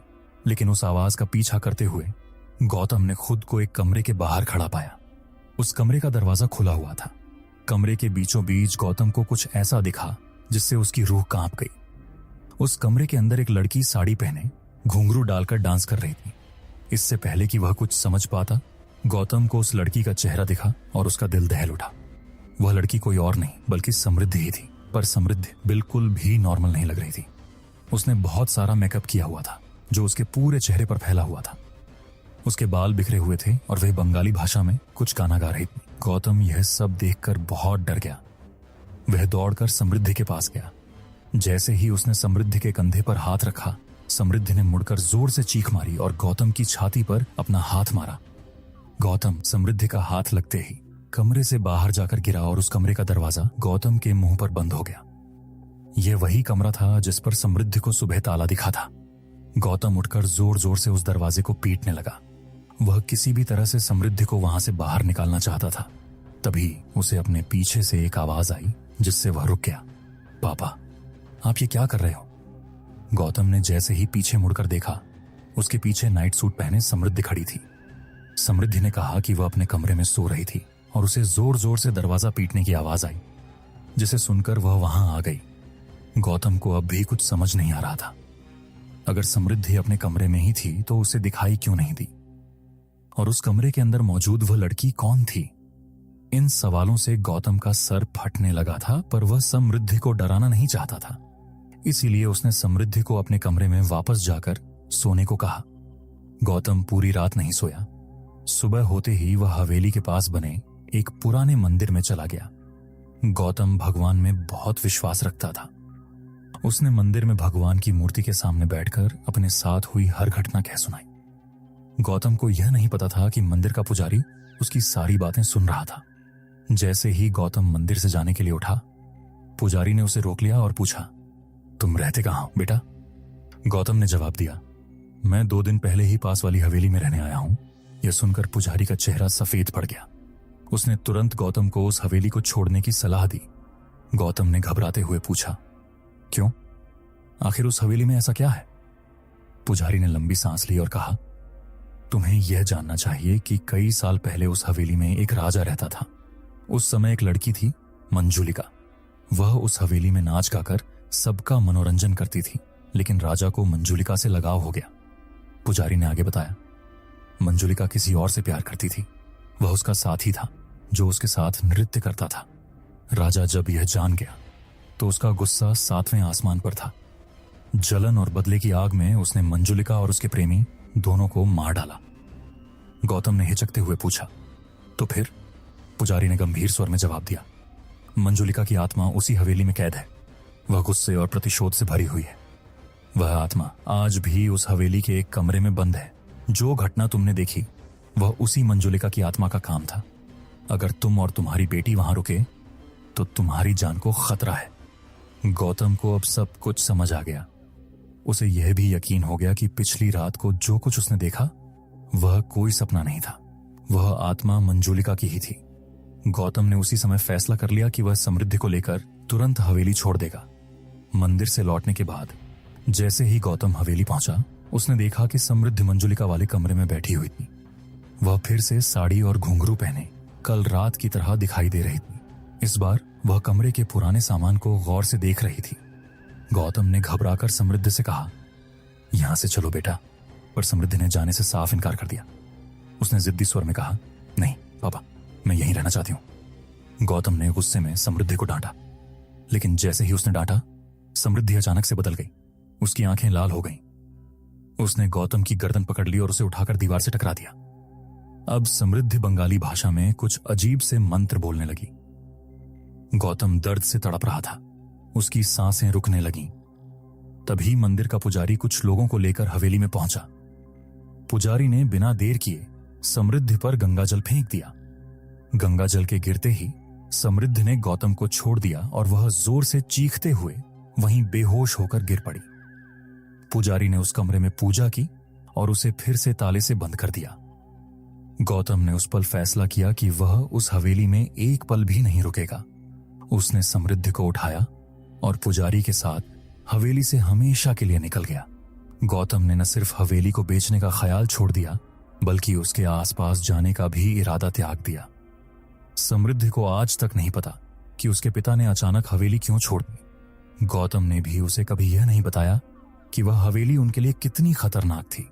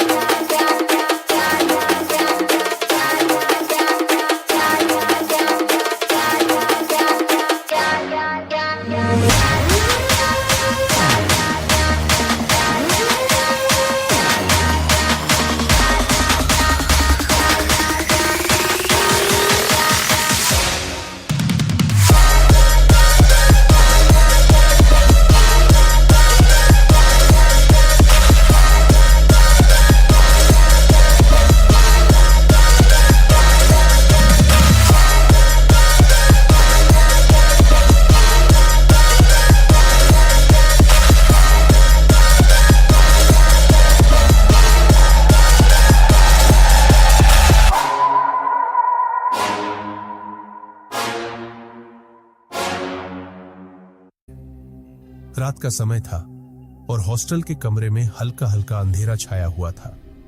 कमरे में 4 दोस्त सोनल, रिया, करण और सुमित बैठे थे।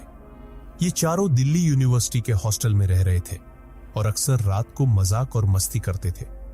लेकिन उस रात कुछ अलग करने का मन बना। सोनल ने अचानक एक आइडिया दिया, क्यों ना आत्माओं को बुलाने का एक मजेदार एक्सपेरिमेंट किया जाए। हालांकि सबको थोड़ी घबराहट हो रही थी, लेकिन जोश और मजे के मूड में सभी तैयार हो गए। रिया ने हंसते हुए कहा, क्या तुम लोग सच में आत्माओं पर यकीन करते हो? ये सब बेकार की बातें हैं। लेकिन करण ने उसे चिढ़ाते हुए कहा, अरे डरने की जरूरत नहीं, ये तो बस एक गेम है और अगर कुछ हुआ तो मजा ही आएगा। उनकी बातें सुनकर सभी थोड़ा नर्वस जरूर हुए, लेकिन सोनल ने सबको चुप कराते हुए बोला, अरे एक बार ट्राई करने में क्या हर्ज है। सुमित ने कमरे के बीच में एक पुरानी मोमबत्ती रखी और उसके चारों ओर गोल घेरा बना दिया। सबने अपनी अपनी सीट संभाल ली। कमरे में माहौल गंभीर हो गया। मोमबत्ती की हल्की हल्की रोशनी में सबके चेहरे थोड़े डरे हुए दिख रहे थे, लेकिन कोई भी डर को जाहिर नहीं कर रहा था। सोनल ने धीरे धीरे सिक्का बीच में रखा और एक कागज पर आत्माओं को बुलाने के लिए कुछ मंत्र लिखे, जो उसने इंटरनेट पर खोजे थे।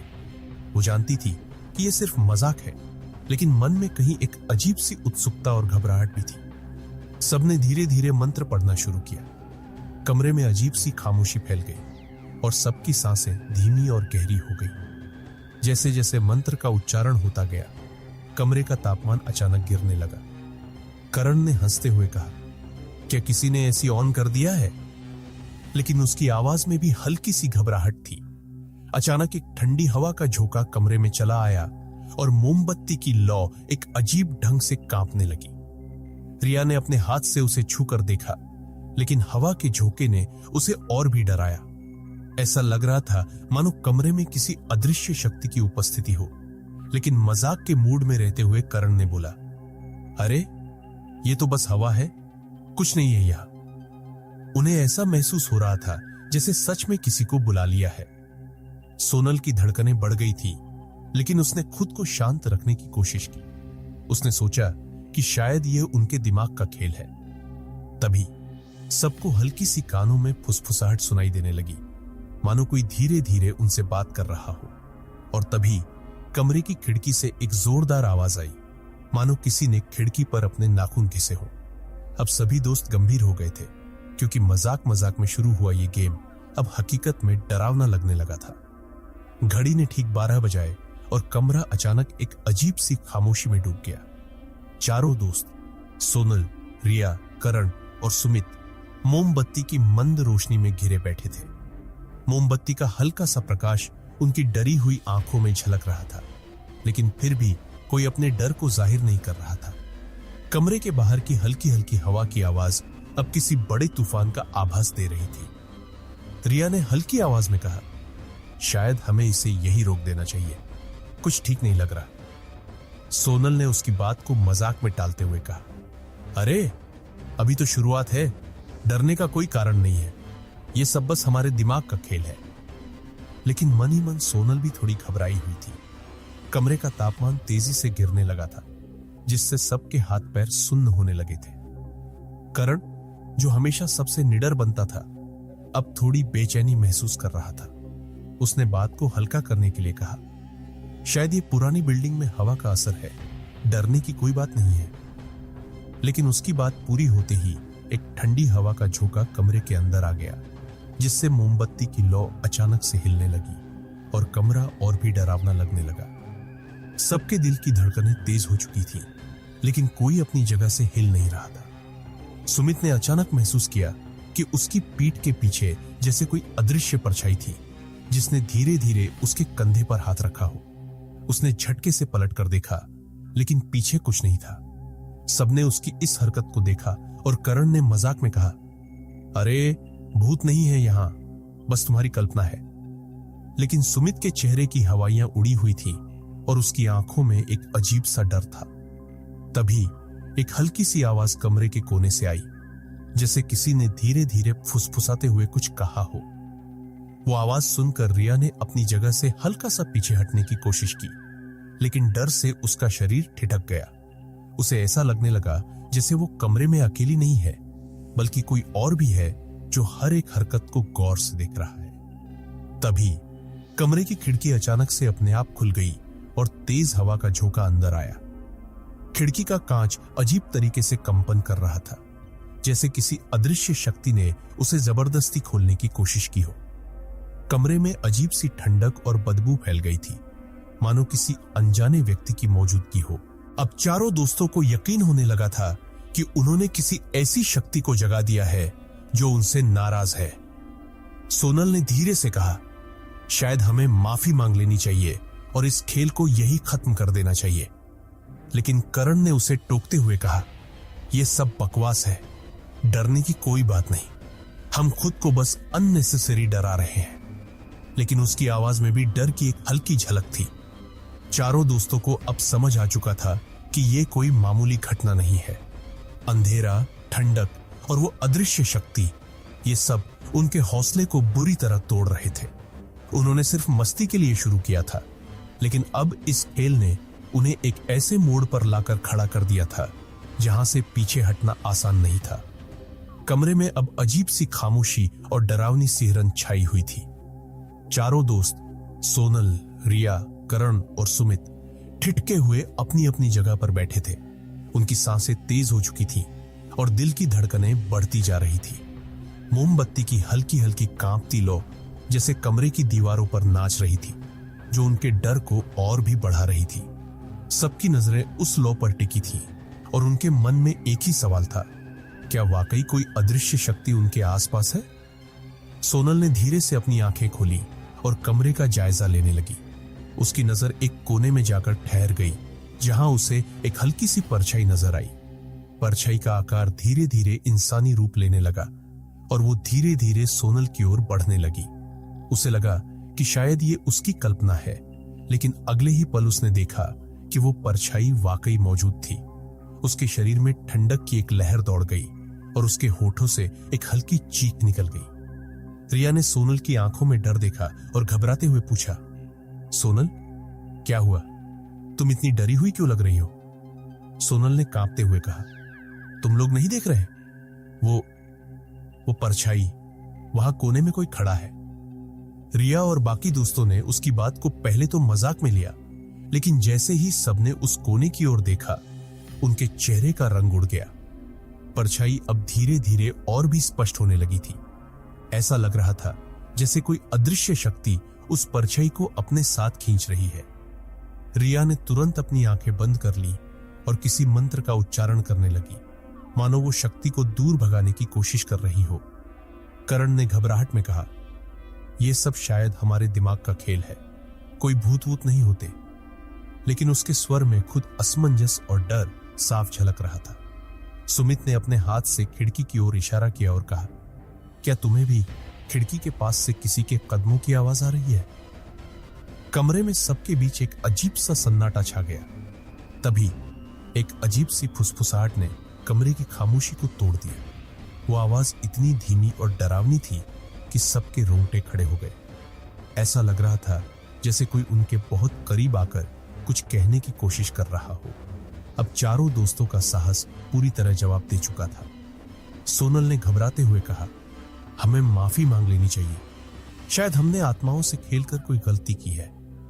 लेकिन करण ने उसकी बात काटते हुए कहा, यह सब बकवास है, हम बस खुद को डरा रहे हैं। पर उसकी आवाज में भी डर साफ था और वो खुद को संभालने की कोशिश कर रहा था। अचानक खिड़की पर किसी ने जोर से नाखून घिसने की आवाज निकाली।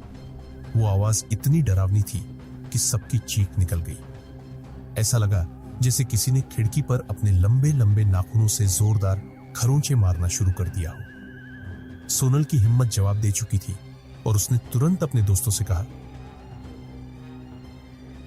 हमें यहां से भाग जाना चाहिए, ये कोई खेल नहीं है।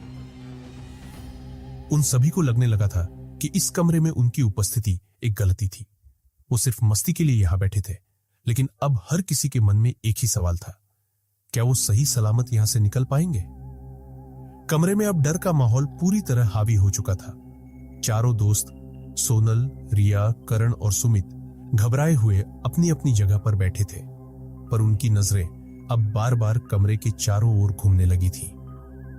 उन्हें ऐसा महसूस हो रहा था कि जैसे कोई अदृश्य शक्ति लगातार उन्हें घूर रही हो। हर आवाज, हर हलचल उन्हें डर और बेचैनी से भर दे रही थी।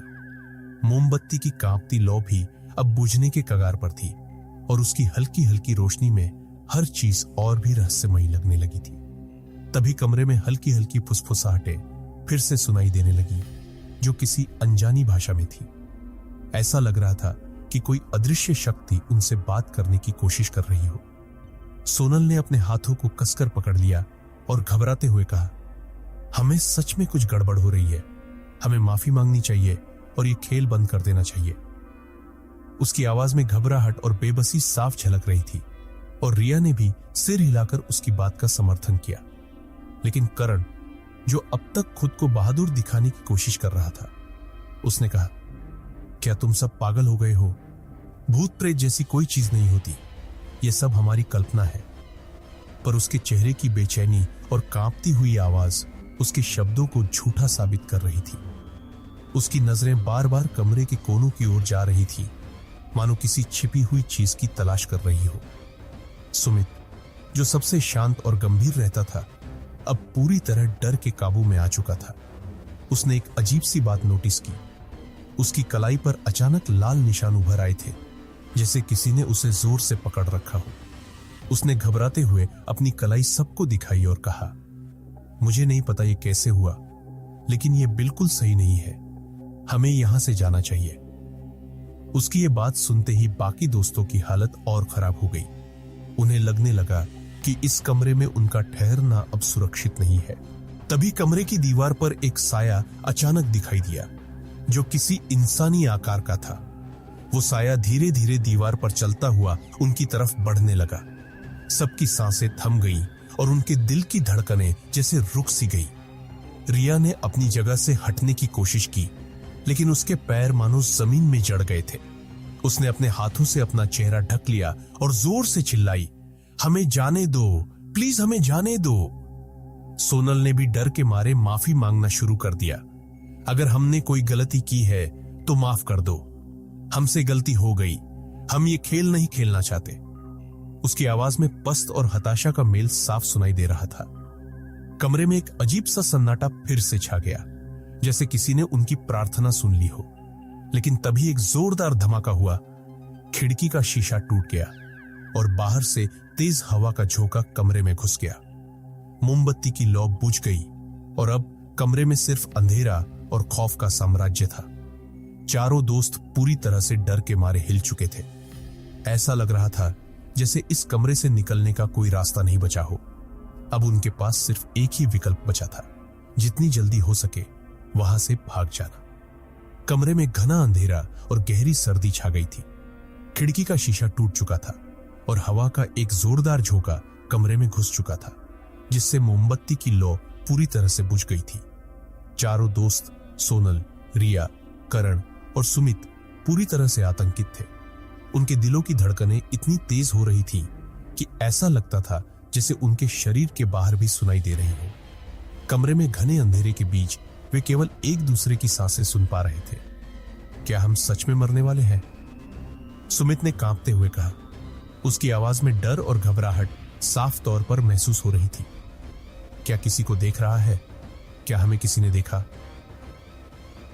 रिया ने खुद को एक कोने में सिकोड़ डच लिया और अपनी आंखें बंद कर ली, जैसे अगर वो नहीं देखेंगे तो कुछ भी नहीं होगा। सोनल ने धीरे धीरे अपनी आवाज को उठाया, हमें कहीं से मदद लेनी चाहिए, किसी को बताना चाहिए कि हम यहां फंसे हुए हैं। लेकिन करण ने उसे बीच में टोकते हुए कहा, हम मदद के लिए किसी को नहीं भेज सकते सोनल। क्या तुमने अभी तक देखा नहीं? बाहर की दुनिया हमें नहीं बचा सकती। कुछ गलत है और ये हमारे बीच ही है। तभी अचानक से कमरे की दीवारों से एक अजीब सी खरोंच की आवाज आई, जैसे किसी ने अपनी नाखूनों से दीवार को खींचा हो। यह आवाज इतनी जोरदार थी कि सबकी रीढ़ में एक सिहरन दौड़ गई। रिया ने डरते हुए कहा, ये आवाज कहां से आ रही है? लेकिन कोई जवाब नहीं आया। सबके मन में डर का सामना कर पाना अब नामुमकिन सा लग रहा था। एक अजीब सी दहशत उनके अंदर समा चुकी थी और तभी वो आवाजें और भी तेज हो गई। इस बार कमरे में किसी की हल्की सी परछाई चलती हुई दिखाई दी, मानो कोई उनके पास आ रहा हो। यह छाया किसी इंसान की नहीं थी, ये कुछ और थी, कुछ खौफनाक और डरावना। सोनल ने सहमते हुए पूछा कि कोई है वहां? लेकिन कोई जवाब नहीं आया। रिया ने जैसे ही पलट कर देखा, उसे सामने किसी की अजीब सी आंखों की झलक दिखाई दी। वो आंखें इतनी डरावनी थीं कि वे सीधे उसकी आत्मा में समा गई। उसकी पूरी बॉडी एक पल में पसीने से तरबतर हो गई। रिया का चेहरा सफेद पड़ गया और वो बुरी तरह कांपने लगी। सुमित ने पैनिक में कहा, हमें यहां से निकलना होगा, अब कोई रास्ता नहीं बचा। चारों ने कमरे के दरवाजे की ओर भागने की कोशिश की, लेकिन जैसे ही उन्होंने दरवाजे को खींचा, वो बंद था। दरवाजा किसी अदृश्य ताकत से लॉक हो चुका था और उसे खोलने की कोई भी कोशिश बेकार हो रही थी। इसी बीच दीवारों पर एक और अजीब सी खरोंच की आवाज आई और फिर अचानक से कमरे की सारी लाइटें बंद हो गई। सब कुछ पूरी तरह अंधेरे में डूब चुका था। उनकी आवाजें एक दूसरे से गुम हो गई, जैसे कि अंधेरे ने उन्हें निगल लिया हो। अचानक रिया की चीख निकल पड़ी, ये क्या हो रहा है? ये हमारी जान लेने आए हैं। लेकिन किसी ने भी उसका जवाब नहीं दिया। कमरे के अंदर हल्की सी फुसफुसाहटें फिर से सुनाई दी और उस फुसफुसाहट में एक शब्द बार बार सुनाई दे रहा था, मौत। अब यह साफ हो चुका था कि यह कोई साधारण घटना नहीं थी। वे एक भूतिया शक्ति के शिकार हो चुके थे जो उन्हें किसी भी हाल में छोड़ने का नाम नहीं ले रही थी। एक अजीब सी उम्मीद टूटने लगी थी। क्या वे इस कमरे से जिंदा बाहर निकल पाएंगे या यह खेल अब उनकी मौत का कारण बनेगा? सोनल, रिया, करण और सुमित अब पूरी तरह से घबराए हुए थे। अंधेरे में घिरी उस कमरे में चारों की सांसें एक दूसरे से जुड़ी हुई थी और उनके दिलों की धड़कनें इतनी तेज हो रही थी कि उन्हें लग रहा था जैसे उनका दिल अब फट जाएगा। दरवाजा अब भी बंद था और वे उस कमरे से बाहर जाने के किसी भी रास्ते को तलाश कर रहे थे, लेकिन ऐसा लग रहा था कि कमरे में किसी भी दिशा में कोई रास्ता नहीं था। हम क्या करें? हम यहां से निकल नहीं सकते, रिया ने कांपते हुए कहा। उसकी आवाज में डर और घबराहट दोनों साफ साफ थे। ये जो कुछ भी हो रहा है वो हमारे दिमाग का खेल नहीं है, हमें अब कुछ करना होगा। रिया की आवाज में अब एक प्रकार का थकावट और हार मानने की झलक थी, लेकिन साथ ही एक उम्मीद भी थी, एक उम्मीद कि वो बाहर निकल सकेंगे। सोनल ने खुद को संभालते हुए कहा, कभी कभी हमें चीजों को समझने के लिए डर से लड़ना पड़ता है। हमें उस शक्ति से मुकाबला करना होगा जो हमें घेर रही है। अगर हमने भागने की कोशिश की और फिर से डर के मारे रुक गए तो ये हमें कभी नहीं छोड़ेंगे। उसकी आवाज में एक अजीब सी हिम्मत थी, लेकिन सबका ध्यान अब उस अंधेरे में घूमती हुई उस छाया पर था जो अचानक से उनके सामने आ गई थी। यह छाया अब और भी स्पष्ट हो रही थी और इससे भी डरावनी बात यह थी कि वो छाया किसी इंसान की नहीं बल्कि किसी अनदेखी बुरी शक्ति की प्रतीत हो रही थी। क्या तुम सब देख रहे हो? करण ने डरते हुए कहा और उसकी आवाज में कुछ टूटने की आवाज सुनाई दी। ये किसी इंसान की तरह नहीं है, ये कुछ और है। उसकी बात ने सभी को और भी घेर लिया। वह छाया अब धीरे धीरे उनकी ओर बढ़ रही थी और ऐसा लग रहा था जैसे वह किसी बड़े खतरे का संकेत हो। सुमित, जो अब तक चुप था, डर के मारे कांपते हुए बोला, अगर हमें इस स्थिति से बाहर निकलना है तो हमें किसी भी चीज से डरना नहीं होगा, हमें लड़ना होगा, चाहे जो भी हो। लेकिन अचानक जैसे ही उसने यह कहा, कमरे में एक जोरदार आवाज गूंजी, जैसे कोई दीवार को तोड़ने की कोशिश कर रहा हो। वो आवाज इतनी भयानक थी कि सभी के शरीर में एक सिहरन दौड़ गई।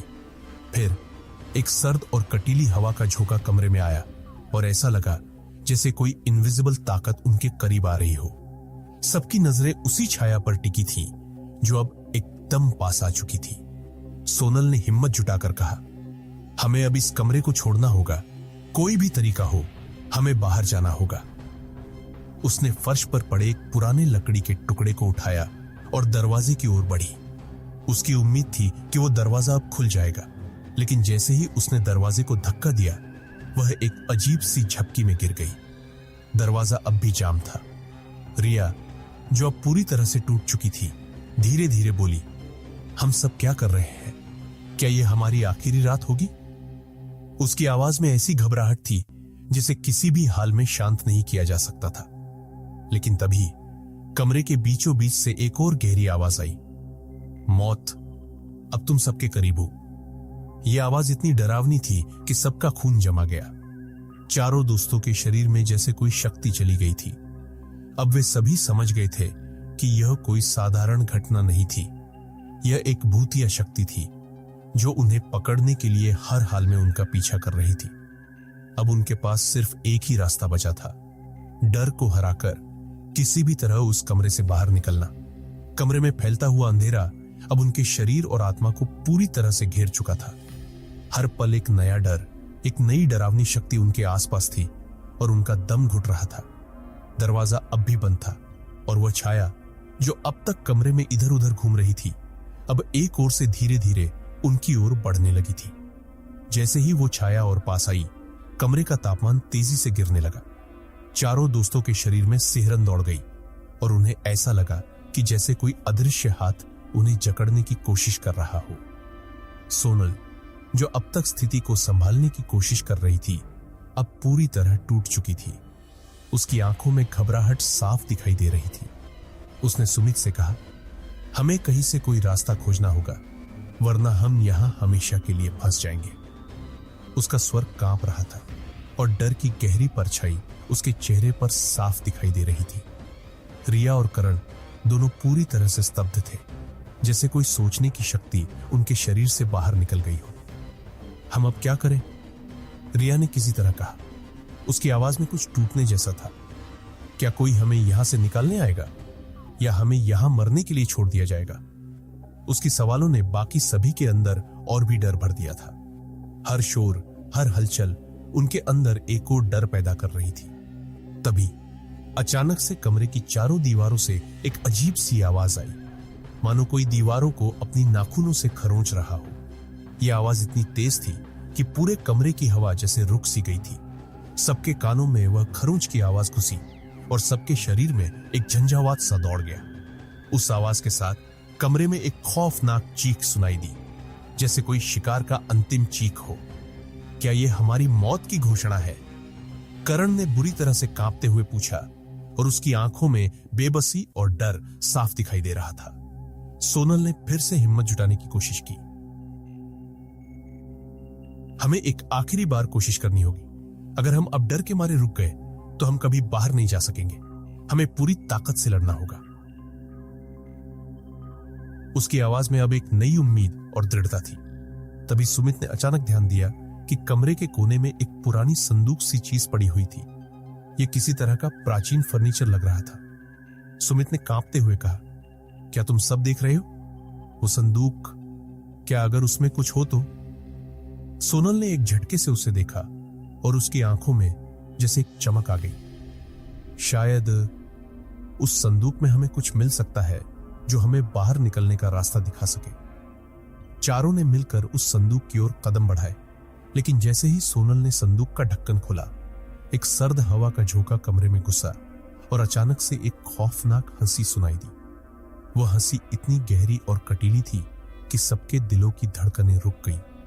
अंदर का दृश्य और भी भयावह था। संदूक में कुछ पुरानी किताबें और एक मफलर पड़ा था जो किसी के शव के जैसे दिख रहे थे। क्या ये किसी की आत्मा है? रिया ने डरते हुए पूछा और सुमित ने पूरी ताकत लगाकर वह मफलर बाहर खींचा। जैसे ही वह मफलर बाहर आया, एक जोरदार धमाका हुआ और कमरे की दीवारों से और तेज खरोच की आवाजें सुनाई दी। अब सबको यह महसूस हो रहा था कि वे कुछ बहुत बड़ी शक्ति के साथ खेल रहे थे और शायद यह अब उनका सबसे बड़ा खतरा बनने वाला था। इस खौफनाक हंसी के बाद एक और जोरदार आवाज आई, अब तुम सभी मेरे साथ रहोगे। चारों के दिलों में अब और भी डर समा गया था और उन्होंने समझ लिया था कि वे अब उस शक्ति से बचने के लिए लड़ाई नहीं, बल्कि अपनी जान बचाने के लिए संघर्ष कर रहे थे। सोनल, रिया, करण और सुमित अब पूरी तरह से टूट चुके थे। उनके चेहरे पसीने से सने थे और आंखों में वह डर था जो सिर्फ मौत के सामने खड़े व्यक्ति में ही दिखाई देता है। कमरे में फैलती हुई सर्दी, दीवारों से आती हुई खरोंच की आवाज और अब तक के अनुभव ने उनकी उम्मीद को पूरी तरह से तोड़ दिया था। वे जानते थे कि अब कुछ भी सामान्य नहीं था। यह सब कुछ उस छाया के कारण हो रहा था जो हर पल उन्हें अपने घेरे में महसूस करा रही थी। संदूक से बाहर निकलने वाली उस सर्द हवा ने जैसे उनके अंदर किसी घातक शक्ति को जगा दिया था। वह हंसी जो कमरे में गूंज रही थी, अब भी उनकी खोपड़ी में गूंज रही थी। अब तुम मेरे साथ रहोगे, वह शब्द बार बार उनके कानों में गूंज रहे थे। यह आवाज अब उनका पीछा नहीं छोड़ रही थी। जैसे ही सोनल ने वो मफलर बाहर खींचा, एक अजीब सी सिहरन उनके शरीर में दौड़ गई। कमरे का माहौल और भी घना हो गया था और हर कोई यह महसूस कर रहा था कि कमरे की दीवारें उन्हें और घेर रही थी। क्या किया हमने? रिया ने कांपते हुए कहा। उसकी आवाज में घबराहट और शोक की मिलीजुली भावना थी। अब हम बाहर कैसे निकलेंगे? सोनल ने गहरी सांस ली और अपने अंदर की ताकत को जागृत करते हुए कहा, हमें लड़ना होगा, हमें डर को चुनौती देनी होगी। अगर हम अब डर के मारे भागे तो वह हमें कभी नहीं छोड़ेंगे। हमें इस जगह को अपने तरीके से नियंत्रित करना होगा। उसकी आवाज में एक दृढ़ निश्चय था, लेकिन सभी जानते थे कि यह फैसला लेना इतना आसान नहीं था। तभी कमरे में अचानक एक अजीब सी चुप्पे हो गई, जैसे सभी आवाजें रुक गई हों, जैसे उस अंधेरे ने खुद को पूरी तरह से कमरे में समा लिया हो। हर कोई अपनी जगह खड़ा था और वे सब उस छाया को महसूस कर रहे थे जो अब उनके आसपास मंडरा रही थी। इस घबराहट और खौफ के बीच करण ने अचानक से कहा, अगर हम इस कमरे से बाहर नहीं निकल सकते तो हम उसे खत्म कैसे करेंगे? उसकी आवाज में अब हताशा थी, जैसे उसने अब तक के सभी प्रयासों को नाकाम होते देखा हो। हम उसे हराकर ही बाहर निकल सकते हैं, सोनल ने दृढ़ आवाज में कहा। हम इसके सामने नहीं झुकेंगे। हमें इसे हराने के लिए इसे समझना होगा। यह केवल एक आत्मा नहीं है, यह एक भूतिया शक्ति है जो हमें कमजोर समझ रही है। सुमित ने अचानक से कमरे के एक कोने की ओर इशारा करते हुए कहा, देखो, वहां कुछ है। सबकी नजरें उस दिशा में घुसी और जैसे ही वे वहां देखने लगे, उन्हें एक हल्की सी परछाई दिखाई दी जो धीरे धीरे दीवार में समा रही थी। परछाई के गायब होने से पहले वे सभी यह महसूस कर रहे थे कि उस छाया के भीतर कुछ घातक था, एक शक्ति जो उन्हें हर पल निगलने के लिए तैयार थी। सोनल ने फिर से उस दिशा में कदम बढ़ाए। हमें इस पर ध्यान केंद्रित करना होगा। कुछ भी हो, हमें इसका सामना करना ही होगा। अब वो जानते थे कि यदि इस पर ध्यान नहीं दिया तो वे कभी बाहर नहीं निकल पाएंगे। जैसे ही सोनल उस परछाई के पास पहुंची, अचानक एक तेज खड़खड़ाहट हुई, जैसे कोई दीवार को तोड़ने की कोशिश कर रहा हो। क्या यह छाया हमें अंदर खींचने की कोशिश कर रही है? रिया ने सहमते हुए पूछा। उसकी आवाज में अब पूरी तरह से डर था और वह कुछ और बोलने की हिम्मत नहीं कर पा रही थी। अगर हम इस छाया से लड़ने में असफल हो गए तो हम कभी इस जगह से बाहर नहीं निकल पाएंगे। यह हमारी आत्माओं को अपने कब्जे में ले लेगी। सोनल ने एक गहरी सांस ली और खुद को शांत किया। हमें उस शक्ति से जूझना होगा जो इसे नियंत्रित कर रही है। उन्हें अब यह समझ में आ चुका था कि यह छाया केवल एक आत्मा नहीं थी, यह एक अदृश्य ताकत थी जो उनके डर का शिकार करने के लिए तैयार थी, और अगर उन्होंने इसका सामना न किया तो यह उन्हें कभी भी नहीं छोड़ेगी। चारों दोस्तों की हालत अब बेहद खस्ता हो चुकी थी। दरवाजे की खटखट, दीवारों से आती खरोंच की आवाज और अब छाया का लगातार उनका पीछा करना, सभी ने उन्हें उस खौफनाक सच्चाई का सामना करने पर मजबूर कर दिया था। उनके शरीर की ताकत जैसे धीरे धीरे खत्म हो रही थी और अंदर का डर हर पल उन्हें कमजोर करता जा रहा था। लेकिन सोनल ने अपनी आंतरिक शक्ति को जागृत किया और अपने दोस्तों से कहा, हमें डर को खत्म करना होगा, नहीं तो यह हमें जिंदा खा जाएगा। तभी अचानक से कमरे की हवा का रुख बदलने लगा, जैसे कुछ खौफनाक शक्ति धीरे धीरे अपना आकार ले रही हो। चारों दोस्तों की सांसें तेज हो गई और उनके अंदर से यह ख्याल आ रहा था कि वे अब किसी ऐसी शक्ति के सामने खड़े हैं जो इंसानियत से परे है। कमरे का माहौल अब और घना हो गया था, जैसे अंधेरे ने पूरी तरह से इस जगह पर कब्जा कर लिया हो। सोनल ने अपना ध्यान केंद्रित करते हुए कहा, हमें उस छाया से न केवल डरने की जरूरत है, बल्कि इसे खत्म करने का तरीका भी ढूंढना होगा। उसकी आंखों में अब एक ऐसी चमक थी जैसे वह किसी गहरे रहस्य को समझने के करीब आ रही हो। रिया और करण दोनों ने उसकी बात मानी और चुपचाप उसकी दिशा में देखने लगे। सुमित ने धीरे से कहा, यह सब सिर्फ एक बुरा सपना तो नहीं है? क्योंकि अगर यह सच है तो हम कहां जाएंगे? सोनल ने उसे नजरें गड़ाते हुए कहा, यह सपना नहीं है सुमित, यह हमारी हकीकत है और हमें इससे लड़ना होगा। वह अब कमरे के एक कोने की ओर बढ़ी जहां उस छाया का एहसास और मजबूत हो रहा था। उसकी नजरें उस ओर थीं और उसके हाथ में वह पुराना मफलर था जिसे उन्होंने पहले संदूक से बाहर निकाला था।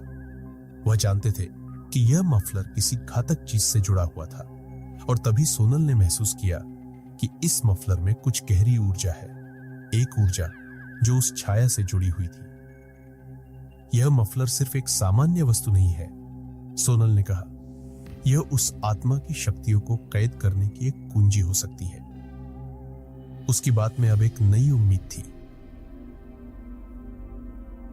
लेकिन साथ ही यह भी कि उन्होंने जो कदम उठाया वह उनका अंतिम कदम हो सकता था। सोनल ने मफलर को उठाते हुए कहा, हमें इस शक्ति से जूझने के लिए इसे नियंत्रित करना होगा।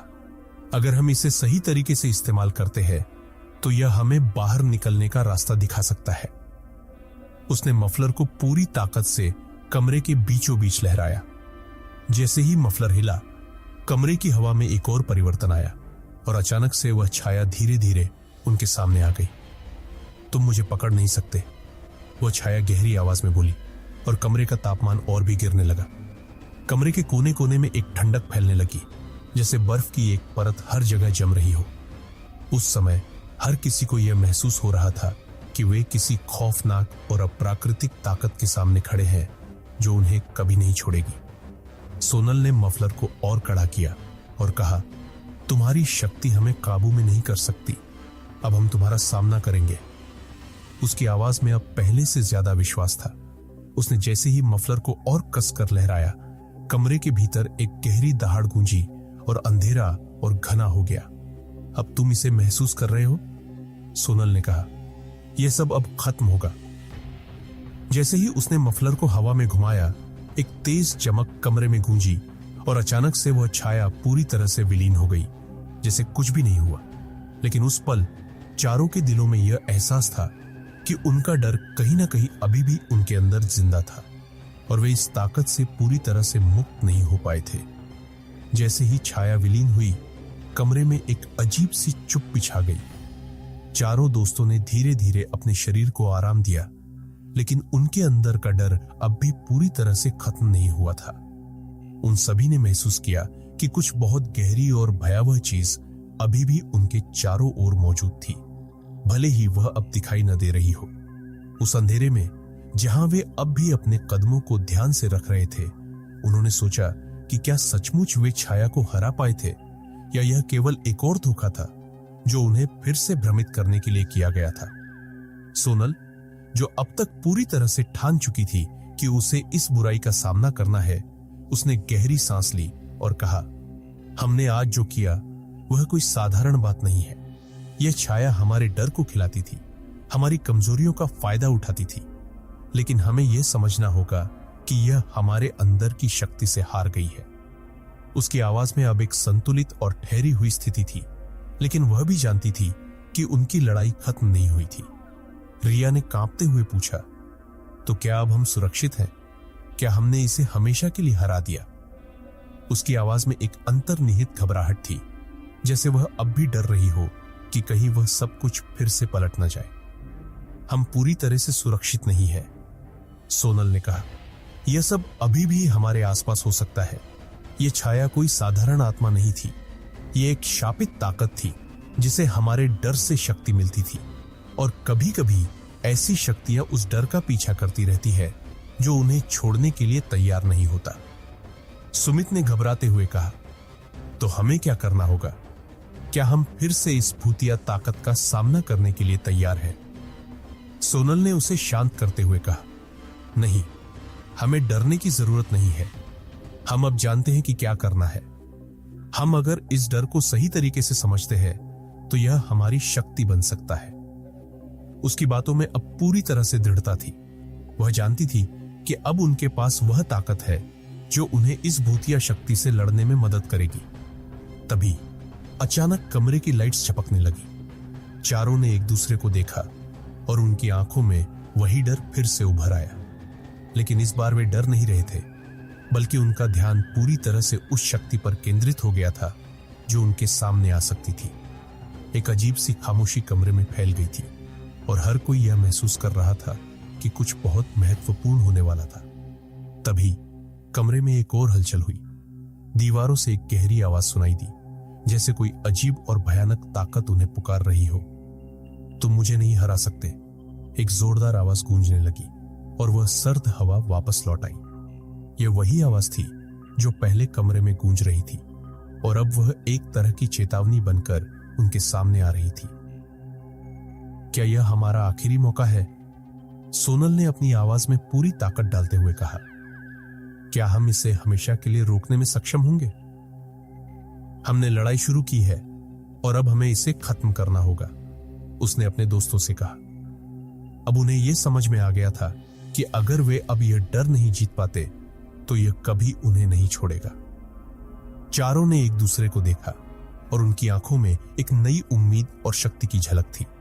वे डर से बाहर आ चुके थे और अब उनका सामना उस अदृश्य शक्ति से था जिसे वे एक बार फिर खत्म करने के लिए तैयार थे। हम इस बार जीतेंगे, सोनल ने कहा, और उनकी आवाज में एक नई ऊर्जा और संघर्ष का संकेत था। हमारे डर को खत्म करके ही हम इस जगह से बाहर जा सकते हैं। तभी कमरे की हवा में एक हलचल हुई और एक तेज झंकार के साथ वह छाया फिर से सामने आई, लेकिन इस बार चारों दोस्तों के अंदर वह डर नहीं था। अब वे जानते थे कि इस बार वे केवल बचने के लिए नहीं, बल्कि इस भूतिया ताकत को हमेशा के लिए समाप्त करने के लिए खड़े थे। चारों दोस्तों के अंदर एक अद्वितीय संकल्प था। सोनल, रिया, करण और सुमित अब डर को पूरी तरह से नकार चुके थे। जैसे ही उस अंधेरे में घना साया फिर से प्रकट हुआ, वे जान चुके थे कि यह उनका आखिरी मौका था। कमरे की हवा अब और सर्द और भारी हो चुकी थी और हर दीवार से एक अजीब सी खरोंच की आवाज आ रही थी, जैसे कोई उन्हें अपने चंगुल में फंसा लेना चाहता हो। लेकिन अब इन सभी के चेहरों पर डर की जगह एक ठान लिया हुआ इरादा था। वे किसी भी कीमत पर उस छाया को खत्म करने का तय कर चुके थे। आगे बढ़ो, हम अभी भी जीते हैं, सोनल ने कहा, और चारों ने एकजुट होकर कमरे से बाहर कदम रखा। इस बार उनके दिलों में कोई डर नहीं था। जब चारों दोस्तों ने उस खौफनाक शक्ति को हराया तो कमरे में शांति छा गई थी, लेकिन उनके अंदर एक नई तरह का घबराहट महसूस हो रही थी। वे जानते थे कि जो कुछ भी हुआ वह केवल उनके साहस और एकजुटता की वजह से हुआ था। हालांकि वे सभी इस सच्चाई से भी अवगत थे कि उस भूतिया ताकत को हराने के बाद भी कुछ न कुछ अवशेष अभी भी उनकी जिंदगी का हिस्सा हो सकता था। अब उनका सामना केवल अपने डर से नहीं था, बल्कि उस बुरे अनुभव से उबरने की चुनौती थी। कमरे में खड़े होकर सोनल ने गहरी सांस ली और कहा, यह हमें कभी न कभी फिर से परेशान कर सकता है, लेकिन हमें एक बात समझनी होगी, हम डर को हरा चुके हैं। उसकी आवाज में अब वो दृढ़ता थी जो इस यात्रा के बाद और भी मजबूत हो गई थी। रिया, करण और सुमित सब चुपचाप उसकी बात सुन रहे थे और वे महसूस कर रहे थे कि सोनल का कहना सही था। डर किसी भी रूप में हमेशा मौजूद रहेगा, लेकिन उन्होंने उस डर से बाहर निकलने का तरीका सीख लिया था। तुम सही कह रही हो सोनल, करण ने कहा, हमने अब जो किया वह बहुत बड़ा था। अब हमें अपने जीवन में आगे बढ़ने की जरूरत है। यह डर हमारी पूरी जिंदगी का हिस्सा नहीं हो सकता। सुमित ने सिर झुकाया और धीरे से कहा, लेकिन क्या यह सब सच में खत्म हो चुका है? क्या हम सुरक्षित हैं? उसकी आवाज में एक हल्की सी चिंता थी, लेकिन सोनल ने उसे शांत करते हुए कहा, हमने वह सब कुछ किया जो इस भूतिया ताकत को खत्म करने के लिए जरूरी था। हम अभी सुरक्षित हैं, लेकिन हमें कभी भी आत्मसंतुष्ट नहीं होना चाहिए। चारों दोस्तों ने उस कमरे से बाहर कदम रखा और जैसा कि वे हॉस्टल के बाहर जाने के लिए मुड़े, अचानक से उन्हें एहसास हुआ कि वे अभी भी उस रात की घटनाओं से पूरी तरह उबर नहीं पाए थे। वे बेशक सुरक्षित थे, लेकिन उनके दिलों में एक छुपी हुई शंका थी। क्या वह शक्ति अब पूरी तरह से खत्म हो गई थी या यह फिर से वापस आ सकती थी? हमने इसे जीत लिया है, लेकिन क्या हमें फिर कभी यहां लौटने की जरूरत पड़ेगी? रिया ने चिंता से पूछा। उसकी बात ने सभी को झकझोर दिया, लेकिन सोनल ने उसे आश्वासन देते हुए कहा, इस बार वह हमें फिर से नहीं पा सकेगी। हम तैयार हैं और हमारी ताकत अब पहले से कहीं ज्यादा है। जैसे जैसे वे हॉस्टल के बाहर चले, उन्हें यह महसूस होने लगा कि इस अनुभव ने उन्हें बहुत कुछ सिखाया था। डर के सामने खड़े होकर उन्होंने सिर्फ एक बुराई को हराया था, बल्कि अपनी असल ताकत को भी पहचान लिया था। वे अब किसी भी मुश्किल का सामना करने के लिए तैयार थे, क्योंकि उन्होंने यह साबित कर दिया था कि जब इंसान अपने डर से लड़ता है तो वह न केवल बाहरी ताकतों को, बल्कि अपनी आंतरिक कमजोरियों को भी हराता है। अंत में सोनल ने अपने दोस्तों को देखा और कहा, हमने यह सब एक साथ किया।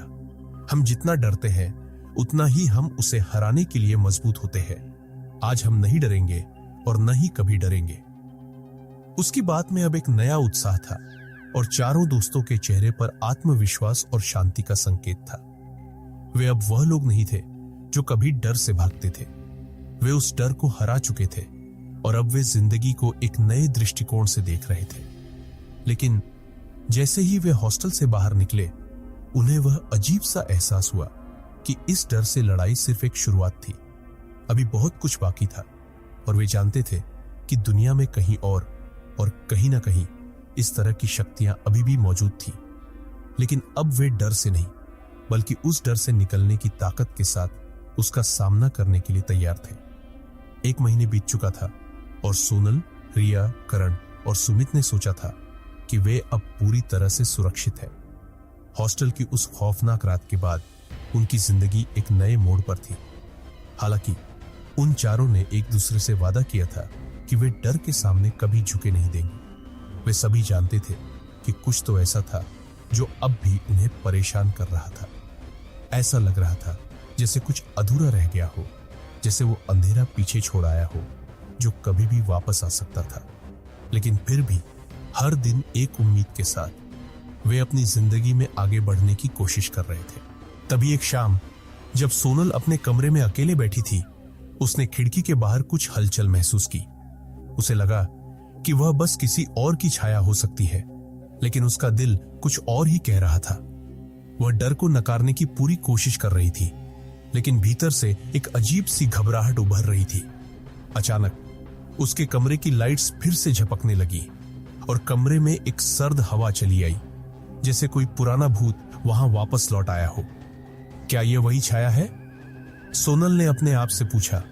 उसके मन में एक सिहरन दौड़ गई। उसने कमरे की रोशनी बंद कर दी और फिर से ध्यान से सुनी।